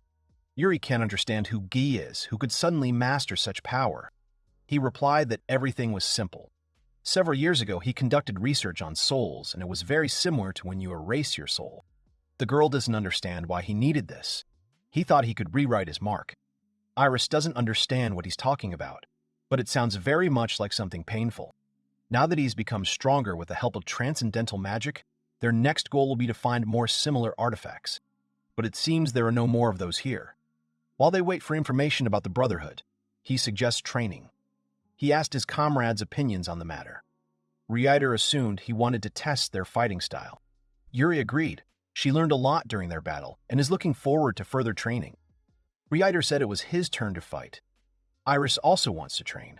Guy suggested starting with testing their strength and skills. They would follow the same principle as he and Yuri. Reiter would be next. He was delighted. But Guy changed his mind. He decided to start with Iris. He noticed that she wasn't too excited about training. The dragon replied that he had simply caught her off guard. The next day, Iris stands on the practice field. Yuri notices that she looks unusually tense. She replied that everything was fine. He would take her life if she didn't try. Yuri asked about what she had just said. Guy replied that he didn't know. He wasn't going to take her life. Iris reminded him that he wanted to kick her out of the group. Guy approached her and asked if she was going to eat them. She denied it. The young man told her to try them if she wanted. Iris said she wouldn't eat them. The hero said that at the moment, Iris is the strongest of them all. And since she's a dragon, she can become even stronger. She's not limited by things like marks, for example. It turns out he has high hopes for her. Guy confirmed this. Iris was inspired. She said she was happy, but since she was a dragon, she couldn't use magic. The young man suggested she start training with magic. The girls were shocked. Yuri reminded them that she could use magic. Guy said that using magic in combat gives a significant advantage. To begin with, he suggested that she destroy that target with some kind of spell. Iris said she couldn't use magic. The hero asks her to stop talking nonsense. Her dragon breath is magic too. Many dragons think they can't use magic, but the truth is quite different. Guy will help her. He suggests she try firing her breath from the staff. He tells her to simply remember how she does it in her dragon form and transfer those sensations to the staff. The girl understood him. She fired and destroyed the target. Iris was surprised to find that the staff actually breathed fire. Guy told her not to forget the feeling. He told her to take another shot. The girl concentrated. However, nothing worked. Guy pointed out that the first time might be more difficult, but the girl refuses to leave things like that. After all, she is Iris the dragon. She got down on all fours and began to gather fire breath. The next moment she fired. She's happy with her success. Guy is surprised she fired from her mouth, and on the first try too, but she can't see her target at all. Iris realizes she's missed, and all her subsequent attacks have ended in misses. The girl was indignant. She jumped somewhere. She's got her sights set on a target, saying she won't miss if she gets close enough. There was an explosion. She destroyed the target. Guy thought, this isn't target practice. They should just be practicing magic. Reader laughed at his comrade's expression. The hero says her skills are impressive, but she must understand that she can't hit the target because she can't see the beam because of her mouth. The girl replies that she's a dragon and it's easier for her. Reader said the enemy certainly wouldn't expect that. Guy agreed and decided to make things more challenging. He used magic, and the target began to move. He told the girl to act faster. She began shooting chaotically from her mouth.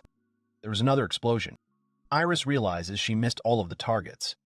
Guy said the shot was blocking her view, so she better try with the staff. Iris pouted. Then she got angry and decided to just incinerate them all at once. She decided to increase her combat power instead of aiming. It was the complete opposite of what he wanted. The girl turned and said what had happened. Magic was very convenient after all. She would call the spell Iris Shot. Guy said it was good that she learned to use magic, but he still gave her 0 points for that. Iris asked why. He replied that to use that much magic, he first had to learn to control it. He doubted it would hit anyone in a real fight. The girl said it was easier for her. The hero decided to conduct a small experiment. He put a target on Reiter, and then he said that Reuters would be her target. That way, he would be able to assess his strength as well. The boy said he felt awkward fighting a little girl. Guy told him not to let her appearance fool him. She's a powerful dragon after all. He doesn't think he could hurt her, even if he exerted all his strength. Reiter asked what kind of monster she was. Iris said she was starting. She shot out a blast of fire breath. However, Reuters dodged her attacks. He says it's too easy. Her actions are easy to read. Iris says it's unfair and asks him to stop evading her. She unleashed a new, massive attack. She told the guy to try to dodge it now. Reiter was shocked. This beam was just massive. Yuri notices that her spell is more powerful than last time. Even Reiter wouldn't survive this. Iris thinks she overdid it. Guy says everything's fine. The guy can handle it. When it comes to critical situations, he's unmatched in his quick decision-making. Reiter says his moment has come. He will show his true colors. He's using his technique, drifting blades, then uses wave slash. He runs to attack the dragon. Yuri realizes he cut the spell with a wedge and dodged the attack. Reiter points out that magic can be cut too. Iris is shocked. Guy thinks things aren't so rosy. A normal person couldn't perform such a feat. It seems Reiter is imbuing the blade with magic. Could he be doing this deliberately? In theory, he does the same thing a hero does when blocking an enemy spell. But it's hard to believe he can do that. And he probably doesn't even understand how it works. Reiter said that now he was through. He took out some kind of ball and showed it to the girl. He mentioned that she loved sweets, so he offered her a candy. Iris eagerly opened her mouth and ate the candy. Then the enemy asked her about how she couldn't shoot with the candy in her mouth. Guy noted that the man had also come up with a tactic to neutralize Iris. The girl can't spit out the candy because it's delicious, but she doesn't know how to use magic. Reiter was about to attack her, but Iris decided to use her staff. She channels magic through it. The next moment, she attacks the guy, and a fireball flies at him. It hits the target and explodes. Reuters flies off. He was lying on the ground unconscious. The girl approached him. She said she learned to use the staff. Iris's shot had reached its limit. Reiter says his plan failed. Guy notes that his plan actually helped her development.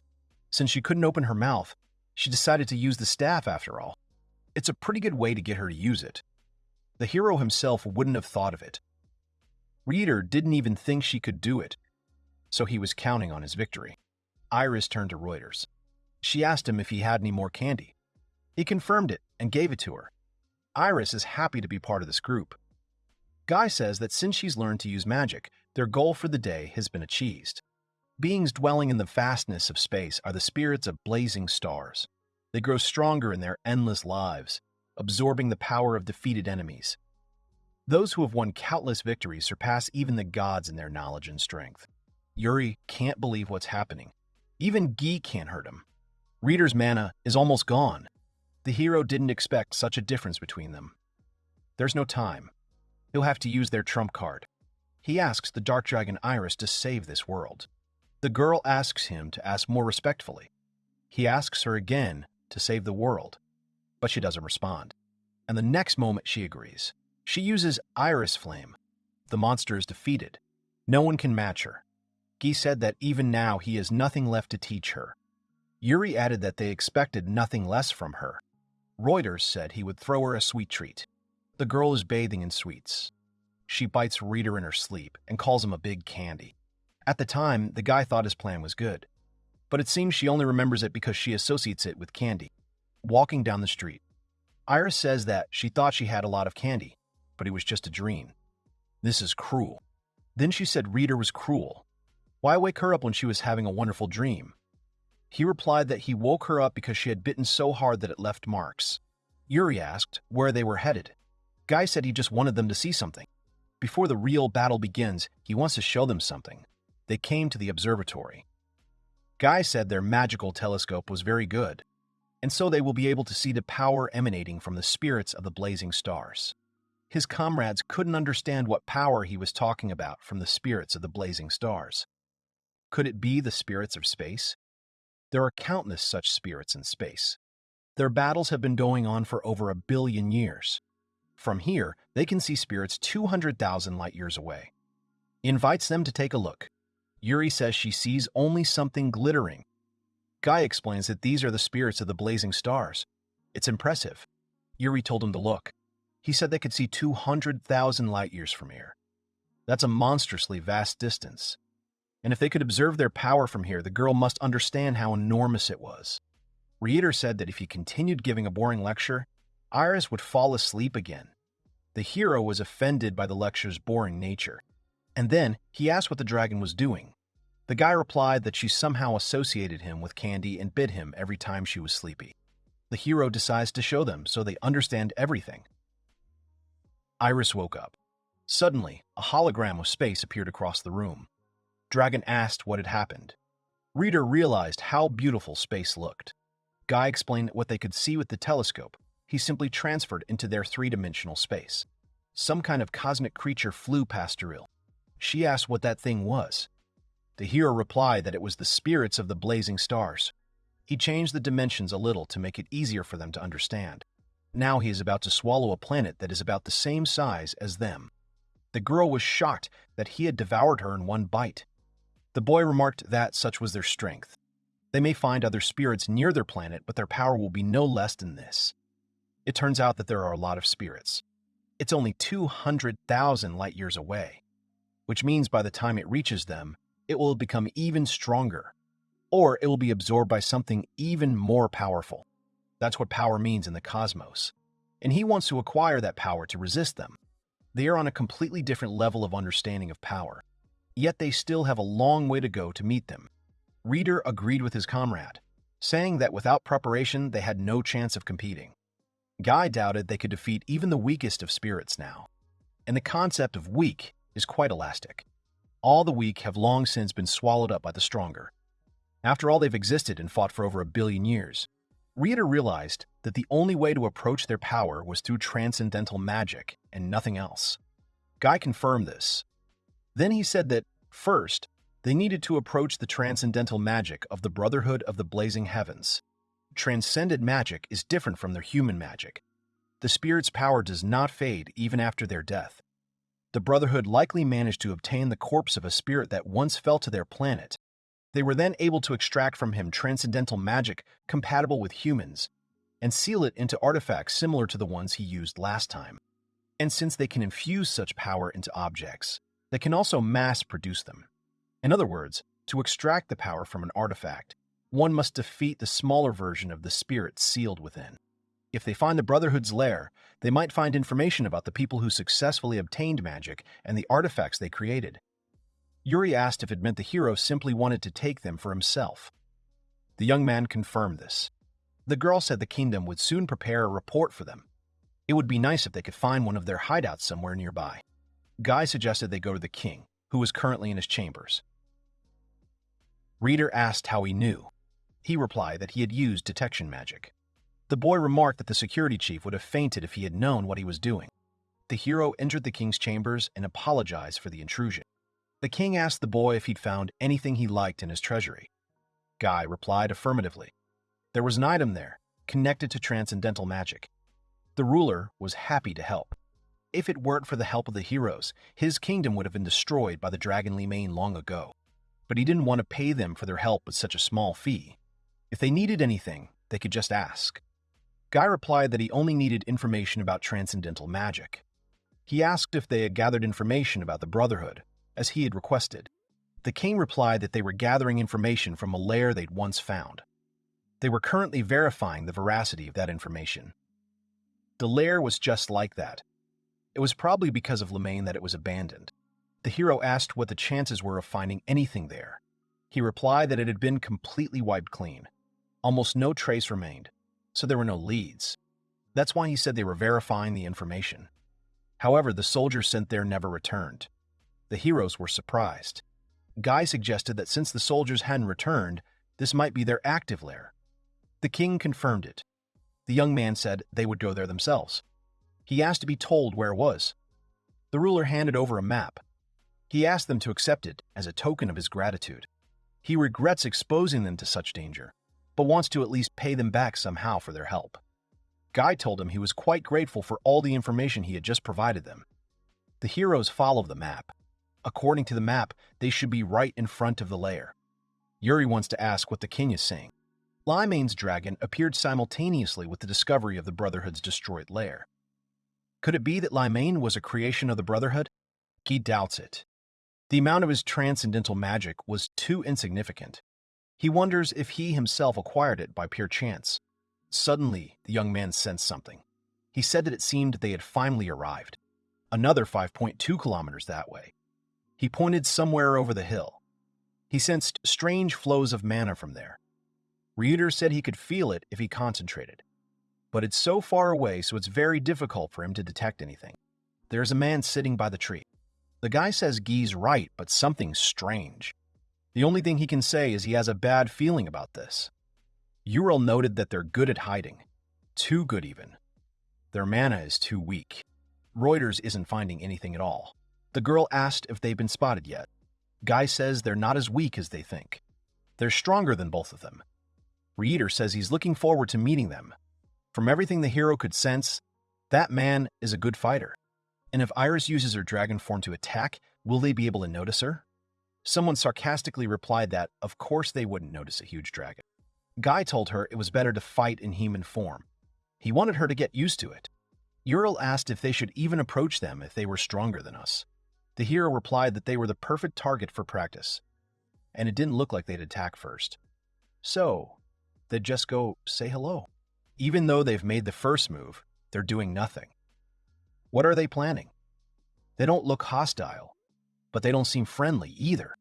Had they really crossed paths with an honest battle mage? No. Then they would have definitely accepted something. Yuril turned to the hero. She asked him if it could be people like her who had turned their backs on the organization. Guy thought that was entirely possible, but they would certainly have done something about it. He then decided to be the first to show his friendliness. Guy approached the seated man and asked him what he was doing there, especially in such a deserted place. He replied that he was simply hungry and decided to hunt some edible monsters. Guy suggested that there were 2 monster bulls there. The stranger thanked him. In fact, the monsters are a kilometer away. He has the 3rd mark, and it's excellent for long-range attacks. Given this, he can kill them right from here without any problems. The hero mentioned that the monsters might escape. Wouldn't he kill them? He replied that humans were a rarity in this area. He just didn't recall seeing them before. The boy doesn't feel any hostility. Could they really have come across a benevolent battle mage? Suddenly, something appeared from underground and wanted to attack the hero. The young man managed to redirect the attack, which hit the bird. It was enveloped in strange threads. The entire team was shocked. The next moment, the bird was torn to pieces. This spell is called Meat Grinder. It tears the target apart from the inside. The stranger noticed the young man's awareness. Such spells were her specialty. He'd evaded her by pure chance. As a combat spell, it offers no benefit, but its cruelty is unimaginable, for such pain is unbearable. The hero asked who she was. He said that you can't answer a question with a question since he asked it first. But it doesn't matter anymore. He will answer them. He is Logamia of the Brotherhood of the Blazing Skies. But they may not remember, for the dead have no need of memory. He decided to start with the weakest of you, and he aimed his killer spear of light at Iris. That beam hit her, and she screamed. But she remained unharmed. She was in pain. She asked why so suddenly. Logemia is shocked that her defensive spell was able to stop the killing spell. Guy thinks this is incredible, because Iris isn't using any defensive magic. It's just that his spell, designed to kill people, lacks the firepower to kill the dragon. The boy asked the hero if he could handle him since he hired 2 11th-ranked adventurers. Guy wondered if he knew about Yuril and Reiter, or if he'd misunderstood something. Logemia decided to deal with the main character since he still has the first mark, and he is definitely weaker than him. Guy feels an unearthly magic emanating from him, as if it has penetrated his soul. But what it is, he can't yet say for sure. His opponent tells him to stop dodging, Maniac specializing in the meat grinder spell.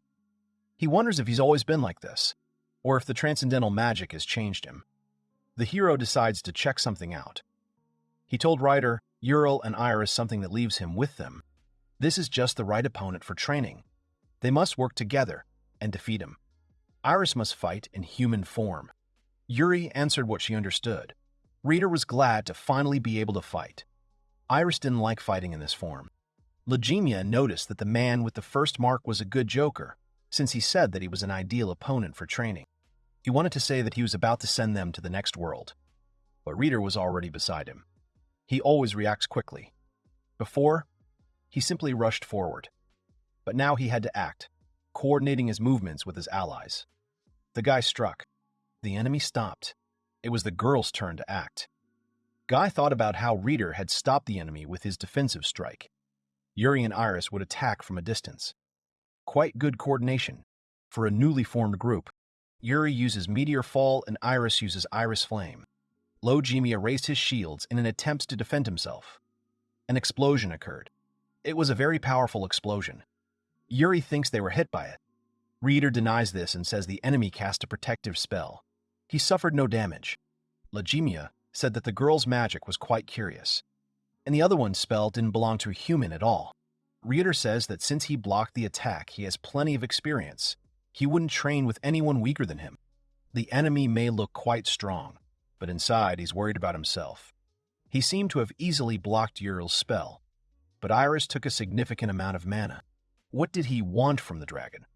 Her spell may look weak, but its combat power is unmatched. Forcing the enemy to waste mana on defense is a pretty smart tactic for them. Although the hero doesn't think they'll be able to do it for long, most likely the enemy will simply change their tactics soon. The opponent took out a sword, licked it, and offered to play.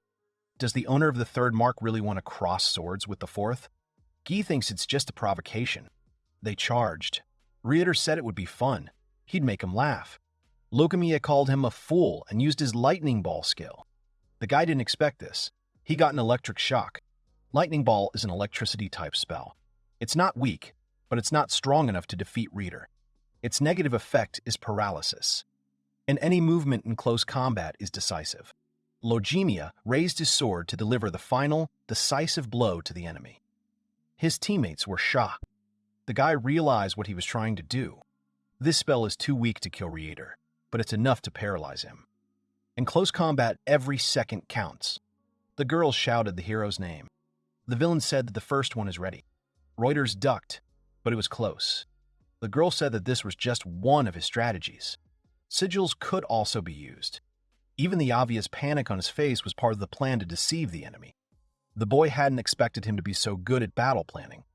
In any case, the enemy dodged and wouldn't fall into such a trap a second time, especially since Reiter had used too much mana to heal that wound.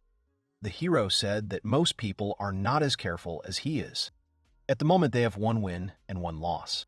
The enemy spent a significant amount of mana to protect himself from Iris's flames. Then he entered the fray, all to prevent her from firing on his own ally. In a mage fight, a decrease in the opponent's mana is a normal phenomenon. The one who runs out of mana first, he lost. Exhausting his opponent with a spell was the best plan, but he doubts it will work a second time. Now it was unclear who would strike first. The enemy said that he wouldn't get caught a second time. Even if Reiter tries to pull off this trick a second time, the enemy already knows his move in advance. There is nothing wrong with a second attempt. The hero said that he was not a fool. Reiter can imbue his weapon with magic to stop the spell. So, the first time, he caught the lightning on purpose. Still, letting the enemy attack first isn't the best move. But perhaps he has some new plan. The enemy began to attack. The hero said that he was beginning to find it amusing. The girl said that she could help, but she might hit the hero. If he doesn't get the advantage, then she will use her power, and they have no choice. Even if the iris had hit Reiter, he wouldn't have died, but he doesn't know anything about the damage. And in this situation, it's dangerous to make such a move. They want to help him, but I don't know how. The guy said that he would still win this battle. The girls are not weak, but all their fighting experience is aimed only at monsters. Looking at their fight, you can see that they are trying to solve everything with one strong blow. Such attacks are effective against monsters with a lot of health. But when the opponent has his own fighting style, then all this becomes meaningless. Their enemy, however, specializes in much less striking power. Whether he's an assassin or not, he's an expert at fighting people. For Reiter, this is the worst-case scenario. Although he is currently conserving mana in close combat by parrying Reiter's attacks with his sword, he will strike with magic at the right moment. He uses quite a lot of force on each of his blows. At this rate, Reiter will be able to use all his strength and reach the fourth mark very well. But in this case, the advantage is not on his side. The guy hopes he understands this perfectly well. The enemy told him to give up as he had no chance against him anyway, and said that he would defeat him in the most painless way. The protagonist told him to shut up. He used a double wave cut. The enemy asked how one could not understand such simple things. He did not understand that after his attack, he would become too vulnerable. He aimed straight at his neck, and the hero wouldn't have time to dodge. Even if he were beheaded, he wouldn't have time to activate the healing. Things were bad. The enemy said he was almost finished with him. The main character said that he is now a debtor. The girl told him not to think about trying to kill him with one blow. He is a thinking person, not a stupid monster. The guy was curious if the hero would be able to change his fighting style. Reuters replied that he understood everything. He put in a lot less mana, but his attacks were still useless against him. The enemy said that the hero did not make the attack he had planned and deceived him. The hero said that the less mana he uses, the more often he can cast spells. His mental acuity before critical moments was astounding. The easiest way for 4 marks to defeat an opponent is strike him down with a flurry of his quick, weak attacks. The hero began to approach the enemy. The guy replied that he wouldn't succeed, and that he wouldn't be able to impress him with cheap tricks. The girl told him not to forget that they were still there, and he wouldn't be able to leave. The enemy said it was funny. Although they have always fought against monsters, they have no experience in dueling with people. But they know their business. Her spell speed was astonishing. She had prepared them in advance. They wanted to defeat him with his own tactics. The main character caught the enemy. The guy said not to underestimate him. A stone was thrown at him. Lifting them is already problematic, but with her strength it is not a problem. The hero told him to stop being distracted and struck him with a new technique. They succeeded in everything, considering that up until now they had relied only on brute force. It was quite surprising that they were able to learn from their mistakes and develop a battle plan against him. After all, a real fight is much better than simple training. But that's not all. The protagonist said that it was all over and told him to tell everything he knew about the Brotherhood of the Blazing Skies. The enemy said they were very funny. It was all a trap. He hid his wounds so Reiter's plan backfired on him. This spell is hidden and activates when cast, but it's not particularly powerful. The hero saw nothing. They were all blinded. Everything went as he planned, judging by the fact that more was spent on the girl, her mana. He is afraid of the most. He really is a good fighter. He hadn't fought like this for a long time, and for his wasted time, he would send everyone to hell. It takes a long time to prepare and consumes a lot of mana, but it is a dangerous and powerful spell, ideal for finishing off an enemy. Although it is difficult to fight with rank 11 in the end. Everything is as usual. Even that guy's leadership didn't help them. People will never become stronger under someone else's leadership. The enemy asked where he was. The guy replied that they had done a good job. The enemy was surprised that some pathetic mage with the first mark was able to block his fiery blast. The hero apologized for the fact that things didn't work out. They lost to one person, and their eyes were watering, and they could not see anything. The guy said that they simply don't have enough experience. Fighting people and monsters is very different. Although there were 3 of them, Reiter did most of the work. They hardly worked as a group. The guy said that even simply understanding your mistakes is already considered excellent training. The enemy said that he would defeat them. The guy told them not to worry, and that he would sort it out completely. The enemy said that he really is the weakest among them, which means that his barrier withstood the explosion simply by luck. The guy said that he decided that he would only use a spell of his level, otherwise it would not be training. The enemy asked what he was saying. He replied that he was simply weakening himself so that he could fight him properly. The enemy asked for whom he was using it and who had given him permission to command in this way. The guy said that his spell might be weak, but his technique was flawless, and if he didn't like something, then he should show him what a real fight was, and he would remove the restriction. It was a shadow strike. But he used an improved version of the darkness on them, even though he's arrogant. But he tried to kill him before he could do anything. It was a good low blow. The enemy said that he does not let down his guard, and that mages with the first mark can only survive by constantly fleeing the battlefield. The guy said he would love to fight him in a one-on-one fight, but it was just training, so he can't just let them watch. The girl asked about their new plan. He said that the girls were under a spell, and Reiter should not pay attention to their spell and just attack, so they would finish everything in one go. Guy gave them instructions. He said to show them what victory means. The girl asked if he was sure. The guy asked if she doubted their victory. She replied that this was true, because that was how they had acted before. If Reiter went into close combat again now, she and Iris wouldn't be able to use the spell without damaging him. But the point is that then Reiter fought alone, and accordingly, their combat power will decrease. If he could just step back for a moment so they could attack, then they might have a chance. He asked if she thought his strategy was losing. The girl said she was just not sure. If they focus on numbers, then they will become weaker, and it will be easier for the enemy to defend against them. This means he can easily pick the right moment to attack and hit with some powerful spell himself. The guy said that if you take all this into account, you need to choose the best plan. He will not interfere in their battle. For them now, with the best plan will be to use the Flame of Iris. It can destroy magic and is difficult to block, causing the enemy to spend a lot of mana to defend against it. But the enemy can simply dodge, so you need to prevent him from doing this. Guy asked how this could be done. The girl said that Reiter should do everything possible to take the blows himself. Iris apologized. The guy said that her reasoning was correct. The girl was happy about this. Reuters asked if she wanted to explain. Guy said that it would be easier to show than to explain, and besides, the enemy was already waiting for them. The day was drawing to an end. He asked if they thought they could beat him if the guy with the first mark joined them. Guy told him not to let his guard down. Yes, he can only use basic spells, but he also dispels the spell that he is currently trying to cast all the time. The enemy said that he was very observant. He said that in that case he no longer had to hold back. The hero simply needed to be constantly distracted while the girls hit him with spells. It turns out that even if their spell hits him, he will still have to stand until victory. Guy said that everything was as it should be. They won't hurt him, and he doesn't have to worry about that. Reuters will likely be the one to deliver the final blow. As he said, ignore their spells and fight with all our might. The hero said that he didn't quite understand him, but since he says so, that's how it should be. He started to attack. The enemy said that he became stronger. The guy replied that this time he would definitely beat him. Guy told the girls to begin. They asked if everything would be okay with Reuters. The man told them not to worry. The enemy couldn't believe that they decided to sacrifice their partner to defeat him. He wanted to erect the barrier as quickly as possible. The guy said that he didn't know anything.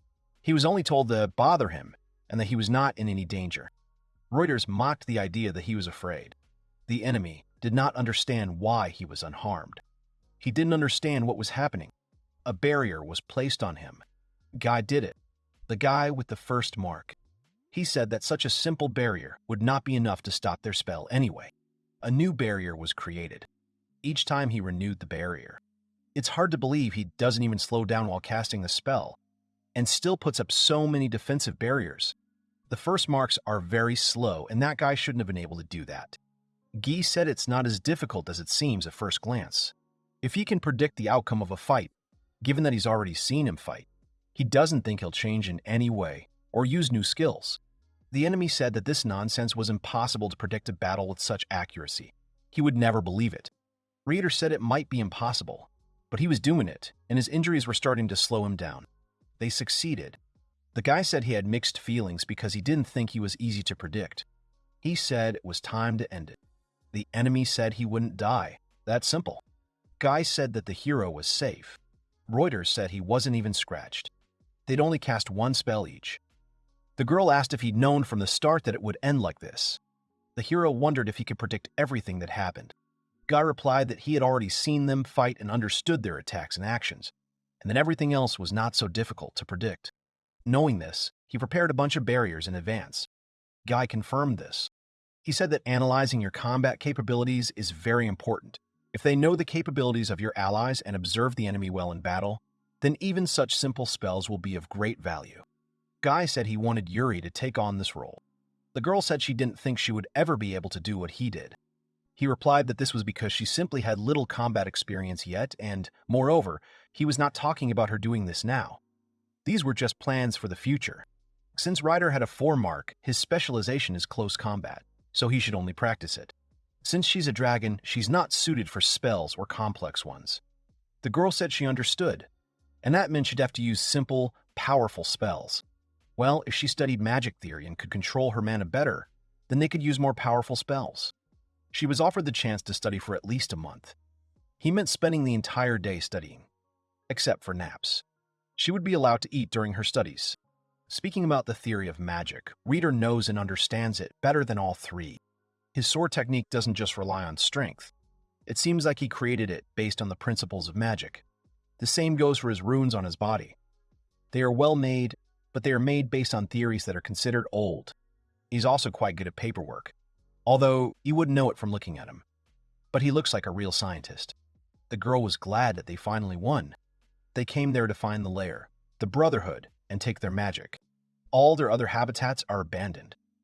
This is the only place for which they even imagined a human guard, which the 3 of them couldn't defeat the first time. The girl said that she couldn't see anything, but she felt that there was something there.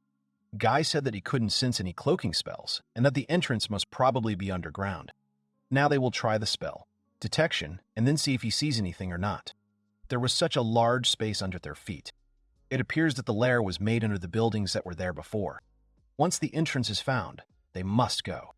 The girl said that the place where she was looked exactly like this. Only the top management had access to the underground structures. She didn't feel the presence of anyone alive there. Guy agreed with her.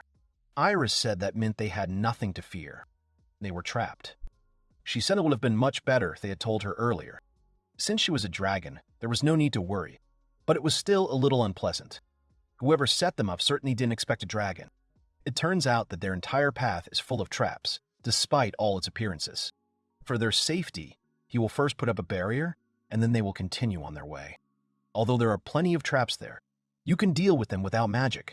The girl agreed and said that they looked much lighter than the fight they had upstairs. The guy said it was kind of weird to think that the traps were the main purpose there. Considering they left the killer up there, they were just there to slow them down. They came. There was a barrier in front of them. They explored the Brotherhood's lair at the end of a corridor full of traps. They find a door with a barrier. It seems like it should protect something valuable, but his instincts tell him something is wrong. The guy said that if they want to break him, he can help. The girl wondered if all this was really from criminals. They were curious about what was behind the door. Iris hoped there was treasure there, but the door didn't look like a vault. They were wondering what to do with her. Guy said that under no circumstances should she be knocked out. It's too fragile to be a barrier. This could be a trap. There is some strange magic on the barrier. The girl assumed that it was a curse. It wasn't like him.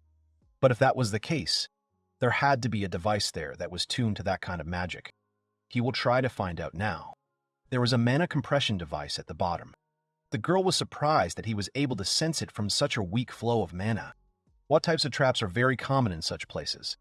If the magical connection between the door and the device is broken, the trap will trigger and explode everything. The guy said that the trap had already worked, and they have about 10 minutes left. Wooders asked how exactly it worked if they didn't even touch the door. Galia replied that it was because of the guy upstairs. It seemed the device was receiving another signal from outside, and they had just cut it off. The girl said that we needed to leave as soon as possible. They had about 10 minutes to escape. Iris said that she could turn into a dragon, and they would all fly on her back. Guy said he wanted to speak out. Since we needed to leave quickly, he suggested using magic. The girl said he'd seemed calm up until that point, so she thought he didn't want to leave. The guy said he figured since they had about 10 minutes, there was no need to rush. Guy told them not to worry, as he had created a barrier. He asked the girl to look in one place. She asked why he teleported them there, as they were supposed to get far away from the place. The hero told her not to worry, as he wouldn't let anything explode. This place is a valuable source of information about the Brotherhood. There must be a lot of clues there about them and their work, so he will stop the device. They were clearing the land. Well, what they pecked at disappeared, which means they saved them. It's the magic of storage. Items are disassembled, placed in a special space, and reassembled there. But this is very expensive, even though he says so. It can't really be that simple. They could stop or destroy the device, but then the lair would suffer greatly. And if they lost the information, they would be left with nothing. The girl never imagined that the magic of storage could be used like this. Reiter said it was good when things weren't stored in pockets. They got to the device. There were about 5 minutes left before the explosion. This is what the device looked like. The magic inside seemed very dark and unpleasant. It looked like the one guy had shown them in the treasury. Only there he controlled everything. But here everything was already set up to explode. He said that they shouldn't disarm it. If you carefully release the magic outward, the device won't explode. The device was built with exceptional precision, and it looked like it was never intended to blow up the place. Originally, it may have been used for other purposes where something was required from the primordial magic. The guy asked the girl if she had ever seen anything like this. She said that it was probably once. It happened in a lair where she was.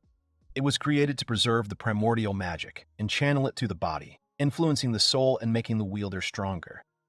At least, that's all she heard back then. In short, a device of this type was intended to introduce primordial magic into the human soul. This will give great power for a time, but will greatly distort the soul and personality. The guy said that she was well aware of this. They understood how to make them stronger. The girl suggested that this had once been one of his experiments. Guy denied this and said that her experiments were based on different methods. He said that forbidden magic also affects the soul, and this device from transcendental magic is somewhat similar. The guy asked what he thought would happen if he used transcendental magic on an already corrupted soul. The girl said she couldn't even imagine. She thought the soul wouldn't be able to withstand it. Guy said that transcendental magic can compensate for all the shortcomings of the soul. There's a high chance that if you successfully absorb it, you can become stronger.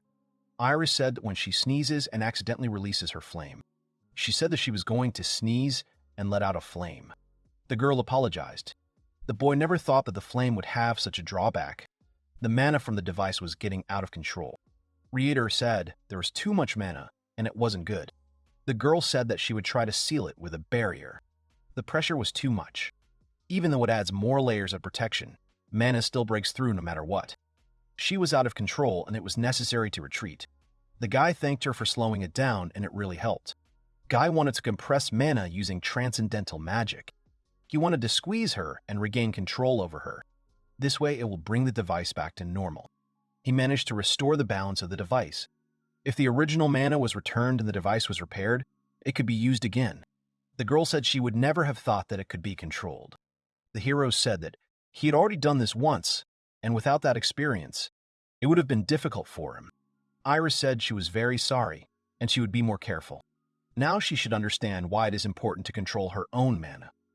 She should study hard to keep it under control. The girl said that she would do everything in her power. In any case, what just happened had nothing to do with Iris's fire. The device simply broke. The guy said he was counting on her. Guy said it was time to finish the excavations and suggested we see what was inside. They even used detection magic, but they still didn't find anything useful. There was no food or treasure there. Reuters said the burnt piece of something could have been some kind of document, but it was completely burned. If it turned to ashes, he could restore it. But these ashes are so fine that they cannot be restored. All that was left there was just trash, the Brotherhood leaving its refuge more carefully than he thought. The only thing left there was the mana compression device. Considering the abilities of the assassin guarding the base, it can be seen that the explosion was not part of their plan. His abilities are far greater than the combined strength of 2 rank 11 adventurers and a dark dragon. It's safe to assume his defeat was simply one of the Brotherhood's possible calculations. If he had not been defeated, they would soon have taken a device and conducted their experiments somewhere else. If you look at how the traps are set, everything comes together in your head. Personally, he doesn't think this device will give them any information about other shelters. Guy said he didn't think so either. This device is needed for conducting experiments on souls. The transcendental magic that the Brotherhood followed is aimed at using the power of the soul.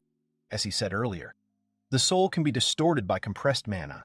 If the fusion of such energy is successful, then you can become stronger, but the chance that your soul and personality will be broken is also high. However, souls distorted in this way react differently to such magic. If the Brotherhood really did conduct some experiments using the device, then they will also conduct it and create a distorted special soul. In this way, they will be able to seek their refuge based on the reaction of such a soul to the distortion of energy around. But there are no guarantees on this account. However, they could have thought of such an option. Reader asked if he wanted to try it on a living creature. The girl thought she should take responsibility and volunteer because she was causing a lot of trouble. The guy said she was a dragon, and her soul was different from a human's. He said that he had taken care of everything in advance. Guy said there was a better option since he had also done soul research. That thing mimicked a human soul, but was created using magic. It was called a pseudo-soul. He suggested trying to use a device on that thing. Reader said he couldn't even imagine how to do such a thing. Guy said that it took him a lot of power and resources to create it, but it was better than using a person. Judging by what is written there, the degree of compression should be exactly this. If they follow these instructions, they will get the same characteristics as other shelters. The girl asked what happened and thought that the experiment had failed. The guy said that everything was just the opposite. There was a core there, and all they needed was the magical distortion caused by the device. And they managed to get it. Now they just need to find exactly the same distortion. She didn't quite understand the principle underlying all of this. She didn't understand how they would search for the distortion. Guy said they use familiars. He made them with the ability to search for exactly the same soul distortions. First, they will search the kingdom and surrounding territories. Even his search methods were radically different from the norm. He hadn't expected them to be so close, so he'd have to wait. And while they waited, he offered them something to eat. The guy said it would be lunch, while reading a book about the theory of magic. Iris said she'd try. Guy asked how they were going with the book on magical theory he had given them, and he asked them to tell him if there was anything they didn't understand. Reader said there's nothing special so far. The book is quite difficult, but it begins to make sense once you study the material carefully. Is the book he's holding a collection of the latest theories of magic? He not only understands the differences between traditional magic, but he's also studied everything. The guy decided to ask about a detailed explanation of the book. Guy said that this book includes collections of magic written a couple of 100 years ago. There are no theoretical errors in it, and it is the best book of its kind. It was written about the power of spells. It said that it had already reached its limit and could not be higher, but his power surpassed everything written on it in that book. The guy told her to read carefully, as everything should be described below. The amount of mana that can be poured into a spell and recreated. This means that before, this was the limit of magic, which is rapidly developing. And as new theories emerge, the old ones no longer make sense. The girl said she used to think practice was more important, but she now thinks theory is also very necessary and it will be difficult to learn all this and apply it in practice. He asked how Iris was doing. She said that she was now reading the 3rd page. This is despite the fact that the first one is the cover and the second one is the table of contents. Iris said the book was difficult. This was an introduction to magic for beginners. For 1st grade elementary school students, there was a school that taught magic to those just entering 1st grade. It was a textbook from a prestigious academy, and the writer wouldn't say it was particularly easy there. If it's for 1st graders, then there should be just enough text for children her age. The familiars returned faster than he thought. There was a reaction. Well, there had been nothing there for at least 100 years. This kingdom seems to be a state, but at the same time it is not. They have a name, but the state itself has long since ceased to exist. A group of bandits named it that. It's the worst place in the world. Information about them doesn't go beyond the borders of the state, so we can't say what it's like there now. Guy said it was to their advantage. The girl asked him a question. He said that this is because if they destroy everything there will be no international scandal. The girl said that she believed that this was precisely the case. The neighboring states could not interfere. There was another kingdom nearby. There was a gorge between them, which served as a border. The girl asked if he knew this place. The guy asked her why she thought so. She replied that she was just guessing. Guy said that maybe he fought there in the past. The girl said that she could not say for sure whether the gorge had always been there, but they say that it was created by attack magic, which is why it is called the 12th Gorge. The guy thought he had gone a little overboard. There were 11 more such gorges. Many places were named in his honor. It was difficult for the guy to remember everything. Reuters said it was the most common name in the world. Guy asked why they were using random people's names to name things. The guy said it was because he was involved in all of them. He'd heard that 200 years ago, he put cartographers in a difficult position with his exploits. The girl asked who was his enemy at that time. Guy said that if we take the period 200 years ago, then it is a dragon. He felt sorry for the cartographers. His magic had caused them trouble from now on. He would try to use it more carefully. There was a high probability that there was a Brotherhood hideout there, so they had to take over the kingdom. Reuters said he agreed and said to make it the 13th Gorge. The girl said that she thought something like this already existed. The guy said he saw nothing there except farmland. Guy said it was because they were using a teleportation ban. They were now about 5 kilometers from the city center. He wanted to make a surprise attack, but plans changed. They had to get closer using magic and stealth. It was pretty quiet there. They looked like settlers looking for land. He doesn't even know how to describe them normally. Reiter asked if he was sure that the Brotherhood's hideout was somewhere nearby. Guy said that they wouldn't have set up teleportation just like that, which means they want to hide something. They heard the voices of people. The man said that there was still a lot left there. He told the other man that if he didn't want to work, he would be punished here. Reiter said he took it back because it wasn't all that quiet there. There was a lot of work there, and those who are working now may well be people with a difficult past. The guy suggested that they could have been settlers, but the Brotherhood took control of them. The girl said that she would not allow those who invented sweets to be mocked. Guy said that if they punished him, their cover would go down the drain and it would be better to just put him to sleep. The man continued screaming. The guy said that if this is really a Brotherhood, then they will free them by destroying their shelter. Reiter asked if this was the place his familiar had pointed him to. Inside was a man whose soul had been corrupted by the device. Guy replied that he believed there could be no mistake. The two who guard the gates are combat magicians, and are very strong. That's exactly it, so their disguise won't work anymore. The girl asked what they were going to do. The guy didn't answer, saying it was obvious. They will declare war on them. She assumed he had used a teleportation blocker. Guy confirmed this, and said that it was exactly the same as the one at the entrance to the kingdom. Only it forbade him from teleporting not inside, but out. Their goal was to gather information so that no one could escape. They needed to cut off all escape routes in that shelter. There were also underground passages, and he included them in the spell's range of effect. The guards didn't understand what they had done. They realized that this was an enemy attack. Reiter didn't believe that they would simply defeat them and not find out the reason for the attack. The girl said that the fraternity had no good intentions from the very beginning, and they were used to such attacks. He dispelled their magic with one blow. That's what happens when the difference in strength is great. The guards realized that he was an 11th rank swordsman, so they decided to retreat. Guy was very surprised. By ordering a retreat, they must be guarding their information very carefully. The girl said that they would not leave so easily and would not forgive them. Reuters asked if they were confident they were holding back their forces.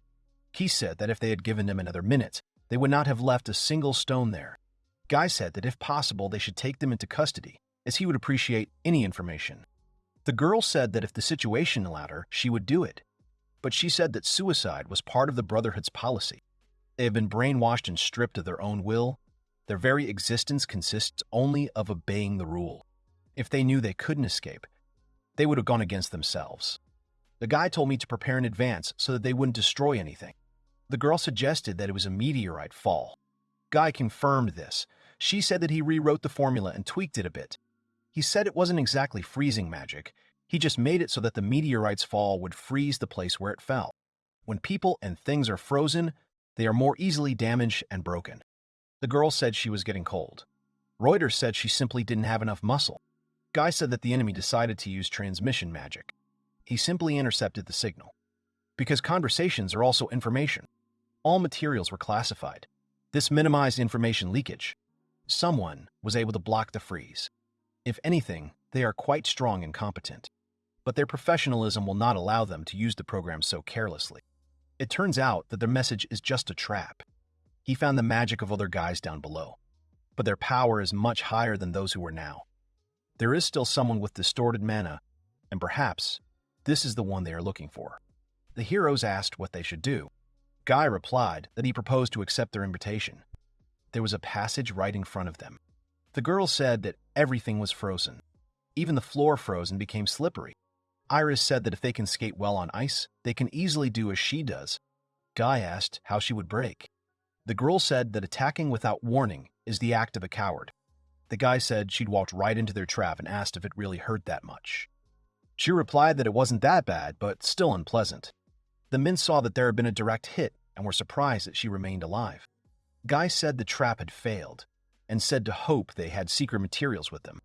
The man said he thought they were coming for information and said why not try to get it from him himself. He said that if they don't defeat them all, nothing will work. There were about 50 opponents in front of them. If the odds were not in their favor, they would burn any material information. Guy said that if he doesn't give it, he will take it himself. The man did not believe that such a protective barrier could be easily broken, and he used a strong movement of the object along with the destruction of the barrier. The guy said there was nothing special about it, they were just too weak. The man spoke of defeating the heroes. As the overseer of the shelter, he allows them to take the Demigod formula. The frightening mana looked familiar. Guy said there was no room for error. This was pure magic. He wanted to know more and more about them. The creature tells its minions to kill it. As the overseer of this refuge, it allows them to take the form of a demigod. The robed creatures agree with the words of the overseer. All the people in robes are tense. Someone feels a strong increase in mana and asks Guy if this is normal. He thinks that they want to increase their power through their ultimate magic. So he just suggests watching. Suddenly, people grow fangs and claws. Everyone looks at this with fear. The claws become long. An ominous aura hovers around them. The guy asks to tell Iris if they remind her of anyone. The girl asks if they are demons, after which the guy is surprised. In this world, there are creatures called demons. Although they look human, their thinking is fundamentally different. They are completely hostile to others, and their origins remain unknown. The boy imagines demons with horns, wings, and claws.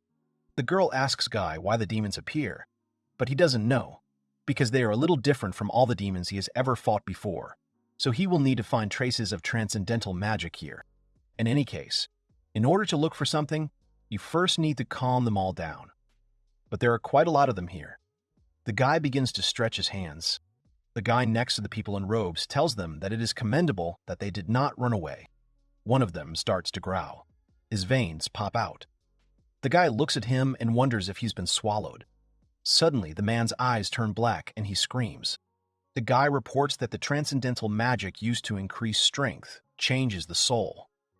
Apparently, this guy's soul couldn't handle it, and he continues to change. The girl asks what will happen to him next, and the guy admits that she knows better what she thinks about. That guy turns out to be the demon from whom everyone moved away, with huge horns. The transcendental magic merged with his soul, it seems that. Yes, this is how demons are created, so Yuril was right. But the girl reports that now seems to be no time for reflection. He agrees, but despite his appearance, he is not very strong. Suddenly, the demon begins to growl at them. It seems that when you can't keep your mind during the transformation, and what's the point of this action if you end up attacking your own allies? This can be attributed to the difficulty of using transcendental magic. The girl suggests that Guy return from his thoughts. The boy in front of them begins to burn, wondering if this is another failure. Guy realizes he's channeling transcendental magic to shapeshift and transform. Then the man makes one swing of his hand and kills the demon in front of him. Everyone is surprised that even though he was his ally, he was dealt with in one blow. It all becomes clear to Guy, which means that by distorting the soul, one can also change one's body. So that's how they use transcendental magic. He apologizes to everyone for making them wait. Guy stands calmly in front of him. He says that it's okay, because he showed him something interesting in return. But what now? Will he show them his abilities in battle? He can't wait for this. He asks if this is what they really want. The girl tells Guy that he is certainly strong, but the number of opponents is insane. The main character asks her not to worry, because he dispelled their barrier. He says that if they suddenly turn out to be stronger, then they will simply run away. The girl understands this, and the guy next to her calls Guy prudent. The demon-controlling man asks if they're expecting a fight with him, if they're completely out of their minds with fear, and if there's nothing they can do. He begins attacking and declares he'll make them pay for invading here.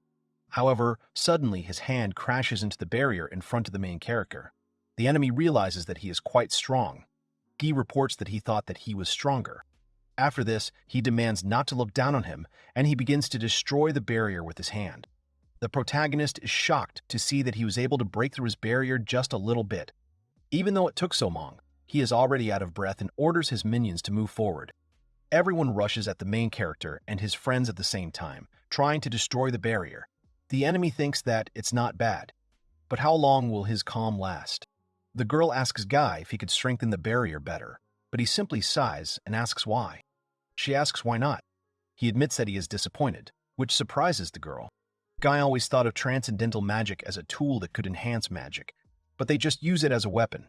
Not that it's bad, but if this is their maximum level of enhancement, then normal magic will be even better. The boy asks him if he's disappointed because the enemies are too weak. He admits he is, as he had placed more hope in transcendental magic from the start. The girl, however, doesn't think that now is the time for discussion. The girl says that he also has such magic, so why can't he become stronger than them? Suddenly, the protagonist agrees with this and says that he forgot about it, then he wants to try to imitate them. He asks about something that seemed to be like that, after which his hand becomes like a demon's, which surprises everyone, even the enemies themselves. The boy asks Guy if he will be able to become normal later, and he says that yes, especially since it will be very inconvenient for him to use this hand in everyday life. Many functions of the human body are supported by magic, and magic is made up of mana. It seems that the Brotherhood reduces the mana supply when they distort the soul, thereby allowing the transcendental magic to eat part of the soul and strengthen the body. But why give up the soul when you can give up the mana? But if you restore the flow of mana in the body, then the transformation will be cancelled. He understood this, and it is interesting. As he thought, he still has a lot to learn about magic. People are surprised that he is a demigod, and who he is. He understands that he definitely cannot be left alive, and they begin to attack the barrier. Suddenly, the barrier is broken, and the enemy orders everyone to kill him and take back what he stole. The girl excitedly shouts out the boy's name. Then they all surround the main character, but suddenly, some kind of explosion occurs, causing the enemies to fly apart. The main character stands up and says that it was a bit weak. Is he even trying to fight, or what? Everyone is shocked by this. The enemy orders his minions to attack him and kill him, but not to attack him all at once. The main character calmly dodges the blow of one of them and deals with two at once. The protagonist looks at his enemies and begins to understand how to use this power. The main character then makes a circular attack and kills several of his enemies at once. Then he calmly walks towards the others. The enemy thinks in horror that this cannot be. He uses this power flawlessly, not a single unnecessary movement. However, Guy himself would not say so. Rather, it is just his body moving on its own. His friends are surprised by this, although he spent mana on the transformation, and his strength increased. But the extreme magic does not allow him to control it completely. This is not bad if their goal is to quickly teach the soldiers to fight. Their enemy flawlessly uses the power of a demigod. Did he steal their technology? Does this mean that he destroyed their test lab? Is he trying to achieve the power of demigods? The protagonist understands that they don't understand, that he has no desire to explain anything to them. But now he knows that they maintain contact with all their shelters. He needs to take note of this. Guy reports that this force is not as powerful as he thought. The girl in shock asks how this is possible. The protagonist admits that he has learned to sense this force and that it hates people to the point of horror. All three of his friends are surprised by this fact. The main character says that it seems that this transcendental magic recognizes people as enemies. This is the reason why demons are hostile to people. He also tries to cast spells with transcendental magic, but for some reason, his mana and the mana of transcendental magic interfere with each other. For this reason, the casting time of the spells has increased. Everyone is watching him. He closes his eyes and realizes that she moves on her own and is hostile to people. The increased casting time of spells. Guy is disappointed by all of this. However, he has already managed to understand most of it, so it's time to end these experiments. The enemies look at the guy in bewilderment. The leader of them informs him that if his demigod power is gone, such a pathetic fate can never compare to real magic. He orders his minions to kill them all to the last one. They rush into battle with the main character's group and shout to them that they are finished. All three are on guard. The protagonist stands and sighs, asking them if they understand that they are now controlled by transcendental magic, and they are seriously using such a disadvantage in a real fight. Suddenly something happens, and the main character defeats the enemies. He turns to the main one and asks to look, asking how he feels about it, but he is shocked and thinks that this cannot be. The guy reports that because they don't control themselves, even he, with the first mark, has enough time to cast spells, and yet using his own magic is much more pleasant. While the transcendental magic is too difficult to use, the main character uses a quantum explosion, and several enemies immediately explode. The remaining guy watches in horror as his allies die and asks how it was possible, how with the power of a demigod they managed to lose to them. The main character says with a smile that this is a normal difference in knowledge of magic. That is the whole reason. Suddenly, someone behind him shouts at the boy to stop. One of the enemies has taken the girl hostage and demands that they give up what they stole or he will kill her. They realize he took Iris. The boy smiles, thinking how brave he was to take her hostage. He let one of them escape, but he never thought he'd want to return to the battlefield. The guy tells Guy about the enemy's claws, but Guy asks him not to worry. He assures that everything will be fine with Iris. The guy who took Iris hostage angrily asks them what they are whispering about. Don't they understand that he can kill their comrade right now? The main character really wants to ask him if he knows who he is holding in his hands now, I wonder. And if she transforms, what a surprise he will have. Because suddenly a dragon will appear in front of him. The girl looks at the kidnapper in bewilderment and asks why the enemy is trying to command them. The shocked boy asks them what's wrong with them, where their common sense is gone. He says that if they want it, then let them get what they deserve, and then he sharply attacks Iris. However, suddenly all of his claws break, which he watches in horror. The girl angrily informs him that, by the way, she is in pain. Suddenly, she throws the guy straight up into the air, and he screams. The enemy wonders how she managed to throw a grown man without much effort. He's a monster, not a child. The protagonist thinks that technically she is a monster, but as he's realized, most opponents judge her only by her appearance, and the girl asks them to defend themselves. After these words, she strikes her weapon directly at her enemy. She is serious. The enemy, shocked, thinking about what it is and where she got so much mana from. The man she hit with a spear flew far into the wall. The boy sighs calmly, and Guy smiles as he reflects that the demigod the enemy spoke of turned out to be weaker than the dragon after all. They approach the surviving boy and inform him that he is the only one left alive. Guy asks him what he will do. He stands calmly, and suddenly a flame appears on his shoulders. The main character is suddenly surprised by some feeling. The protagonist looks closely at his enemy and thinks that this is all strange. He looks like he is in a hurry to do something, but he does not feel his mana movement.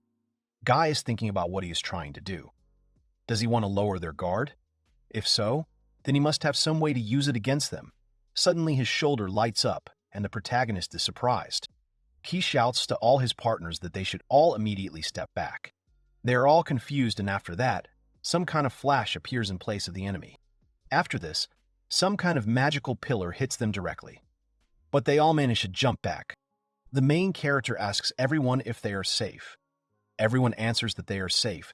Everything worked out. The girl thinks about what just happened. The main character looks at the crack in the floor and understands that it is most likely a cutting spell. The entire building is destroyed by this attack. The main character thinks with a smile that this attack was beautiful. Not so much for its power, but for its lightning speed. Usually when you cast a spell, mana moves through the body and this can be noticed. And he managed to do it in an instant. Was this also incredible magic? He tells the enemy that he knows that he no longer remembers the last time he had to dodge a common man's spell. He asks him if it was transcendental magic. However, he just stands there and remains silent, and they do not understand why he suddenly became quiet. The guy thinks that maybe he is preparing another attack. Iris is surprised by this. They need to be on guard and prepare to dodge. They cannot defend themselves from this. The protagonist agrees with this, because even he cannot protect himself from it, although he put up a barrier. But it simply smashed him to pieces. The girl asks him if he always walks with a barrier. The protagonist admits that yes, because who knows when he will be attacked. So he always walks with a barrier. He asks his enemy to show him a couple more of these tricks and creates the spell himself. Guy uses a spatial spear.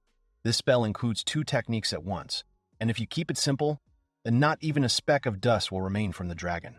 He asks the enemy what he will do now.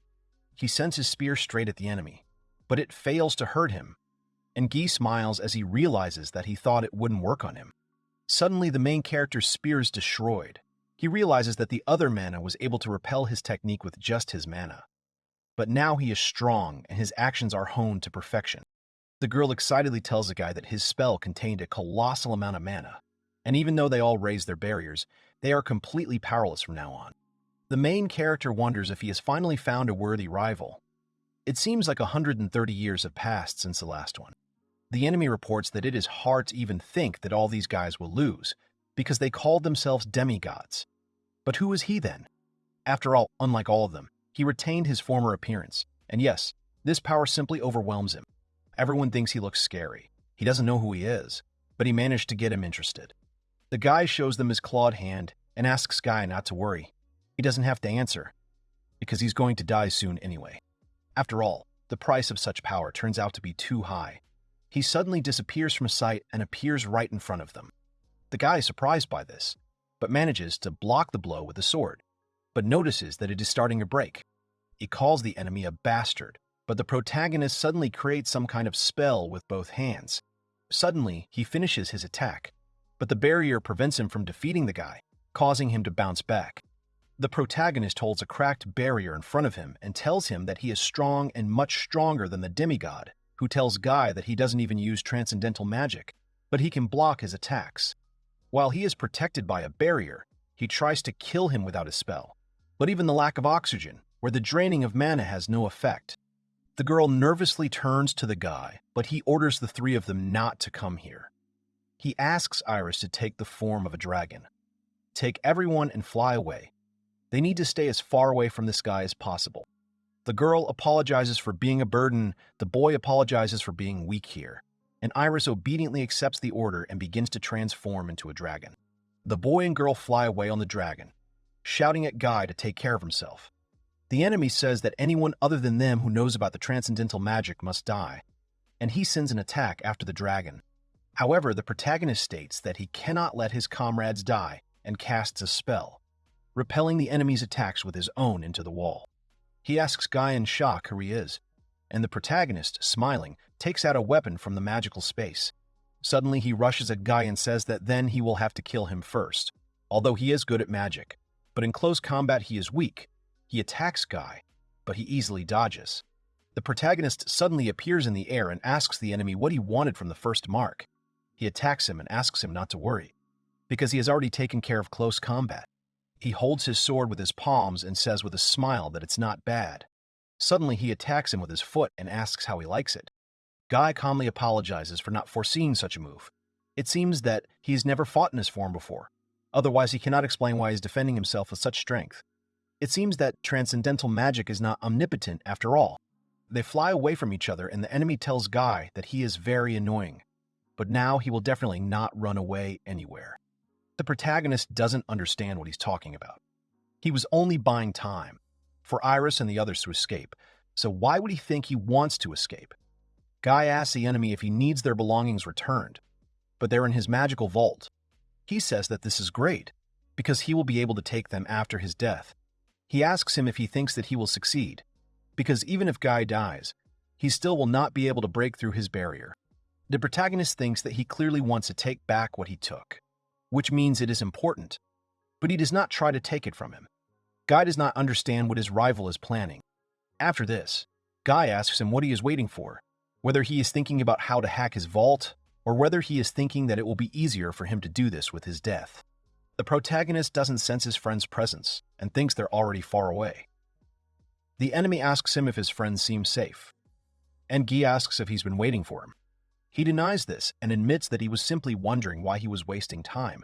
He believes that his comrades are dear to him, since he let them go, he says with a smile that yes, and he doesn't even imagine how much, since they have nothing more to lose.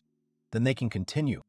The enemy agrees, as he has already surpassed the power of the demigod, but is very happy about their fateful meeting, because now he can fight for his own pleasure.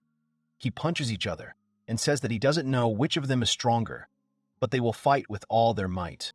The main character is surprised by this and says that he didn't expect this. Is he one of those guys who loves fighting? He asks Guy about that. Isn't he like that? Guy honestly admits that he is like that himself, and fighting a strong, unknown opponent brings him great pleasure. Then the enemy prepares an attack, and a little later attacks the main character, asking him not to be stupid. Does he think that he will allow him to continue talking? He loves killing more than fighting. There is nothing more pleasant than killing enemies. However, the protagonist stands on his feet and tells him that he knew he would attack when he let his guard down, and has long since realized that he likes to kill. Guy asks him if all members of his brotherhood are like that. However, to be honest, his attack surprised the protagonist, who admits that he is clearly good at killing. But he says that he is not a killer, and that he is simply good at everything. He is about to attack again and tells Guy that now he knows everything he is capable of. The power is already overflowing him, and now he is absolutely sure that Guy will lose. The protagonist understands that this is soul-defeating magic, and also a series of blows. He is too confident in his abilities. In his place, you would not think that by becoming a little stronger, he could definitely kill the enemy. He hits the barriers with several blows, telling Guy not to worry because he will definitely die. Even he cannot resist his magic, because the soul cannot be protected by anything. The protagonist calmly stops his enemy's attack with one finger. He is surprised by this. The main character asks about where his death is.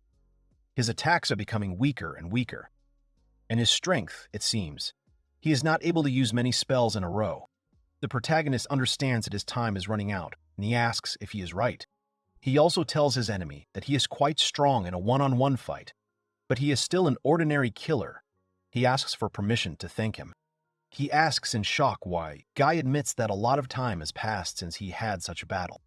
The protagonist raises his finger and announces that it is now his turn to attack. Spears appear from several circles. The enemy is shocked and asks not to say that he was preparing a spell while they were fighting. How can he be so strong with the first mark?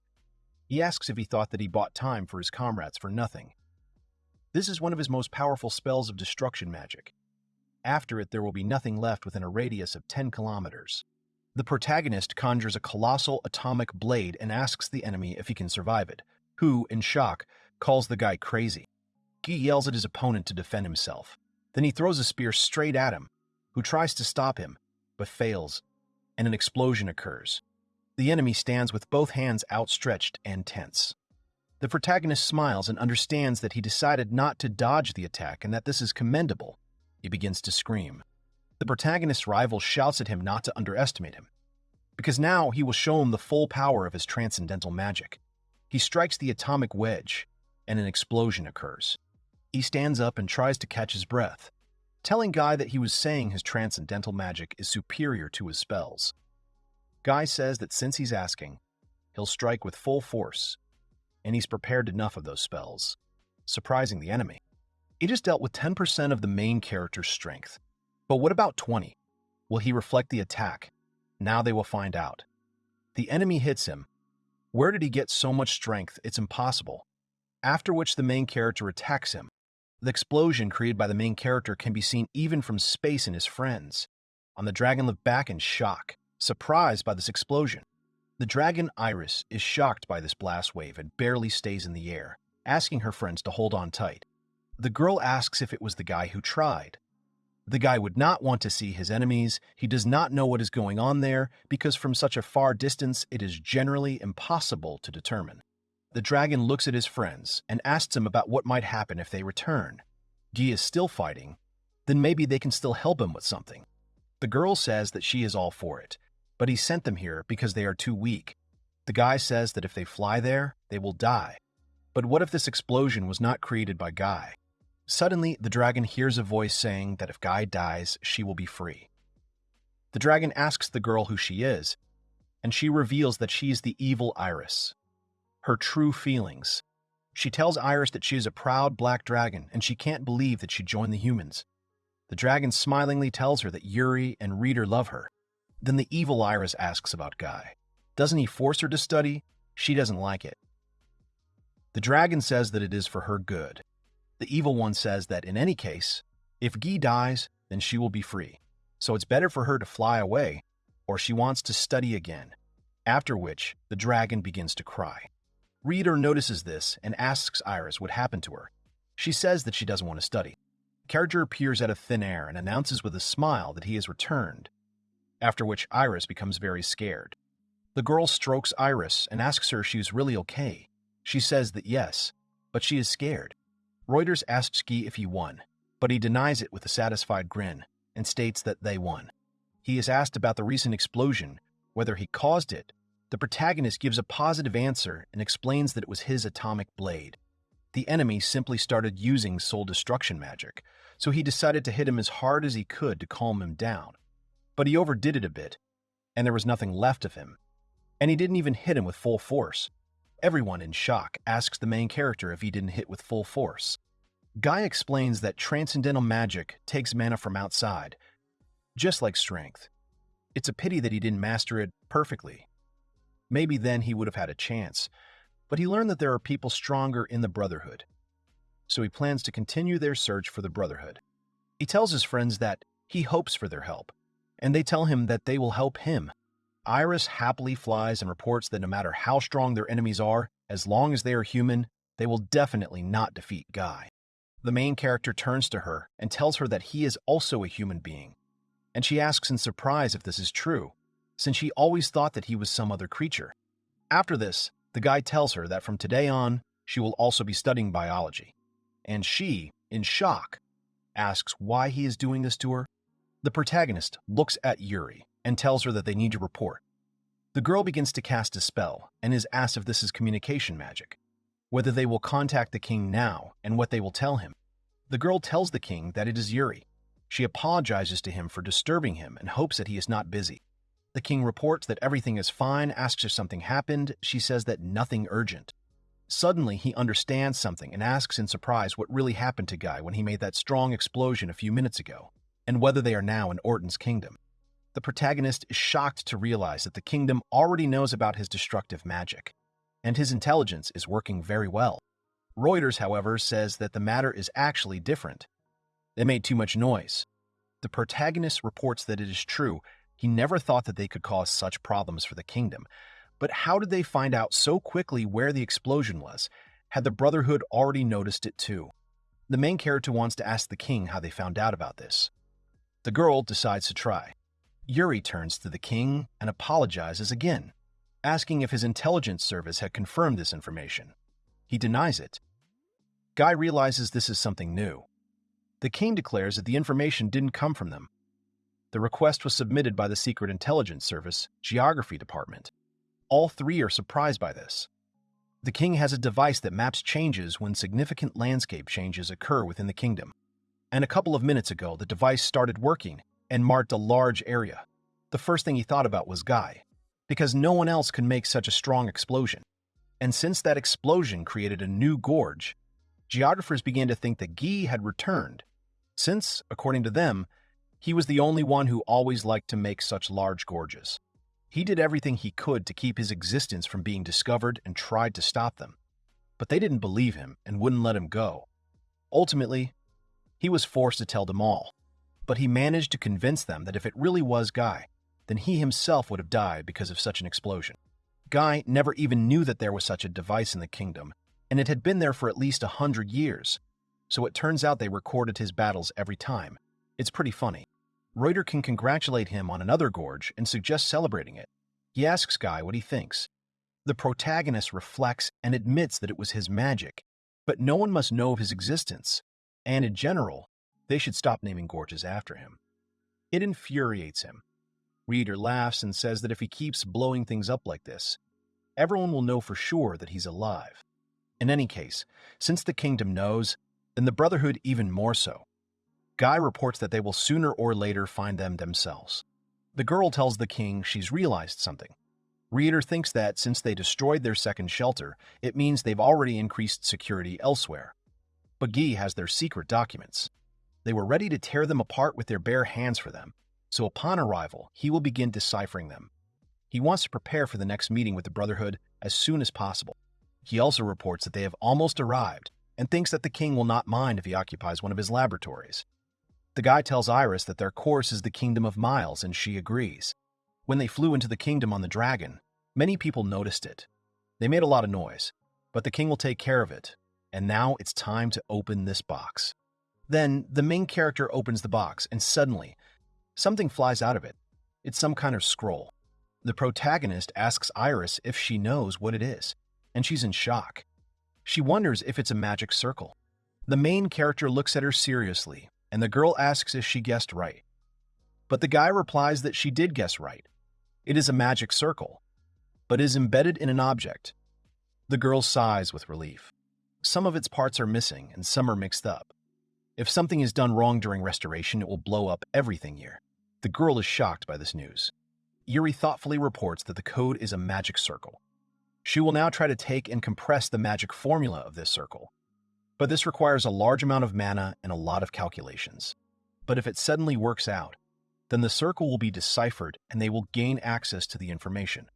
Iris thinks that she is tired of their clever penalties. She does not understand anything on an empty stomach. The guy asks Yuri if she knows the Brotherhood code. The girl admits that, unfortunately, she doesn't know. But she saw it a couple of times. They called it the Aegis cipher. The protagonist asks for more details, and Reiter says that, as far as he knows, this is the most complex of all magical ciphers that have ever existed. Yuri agrees with this and states that its encryption and decryption takes a lot of time and effort, which is why it received the title of the most difficult, and Guy has never heard of it. He asks for all the books and notes on ciphers they have.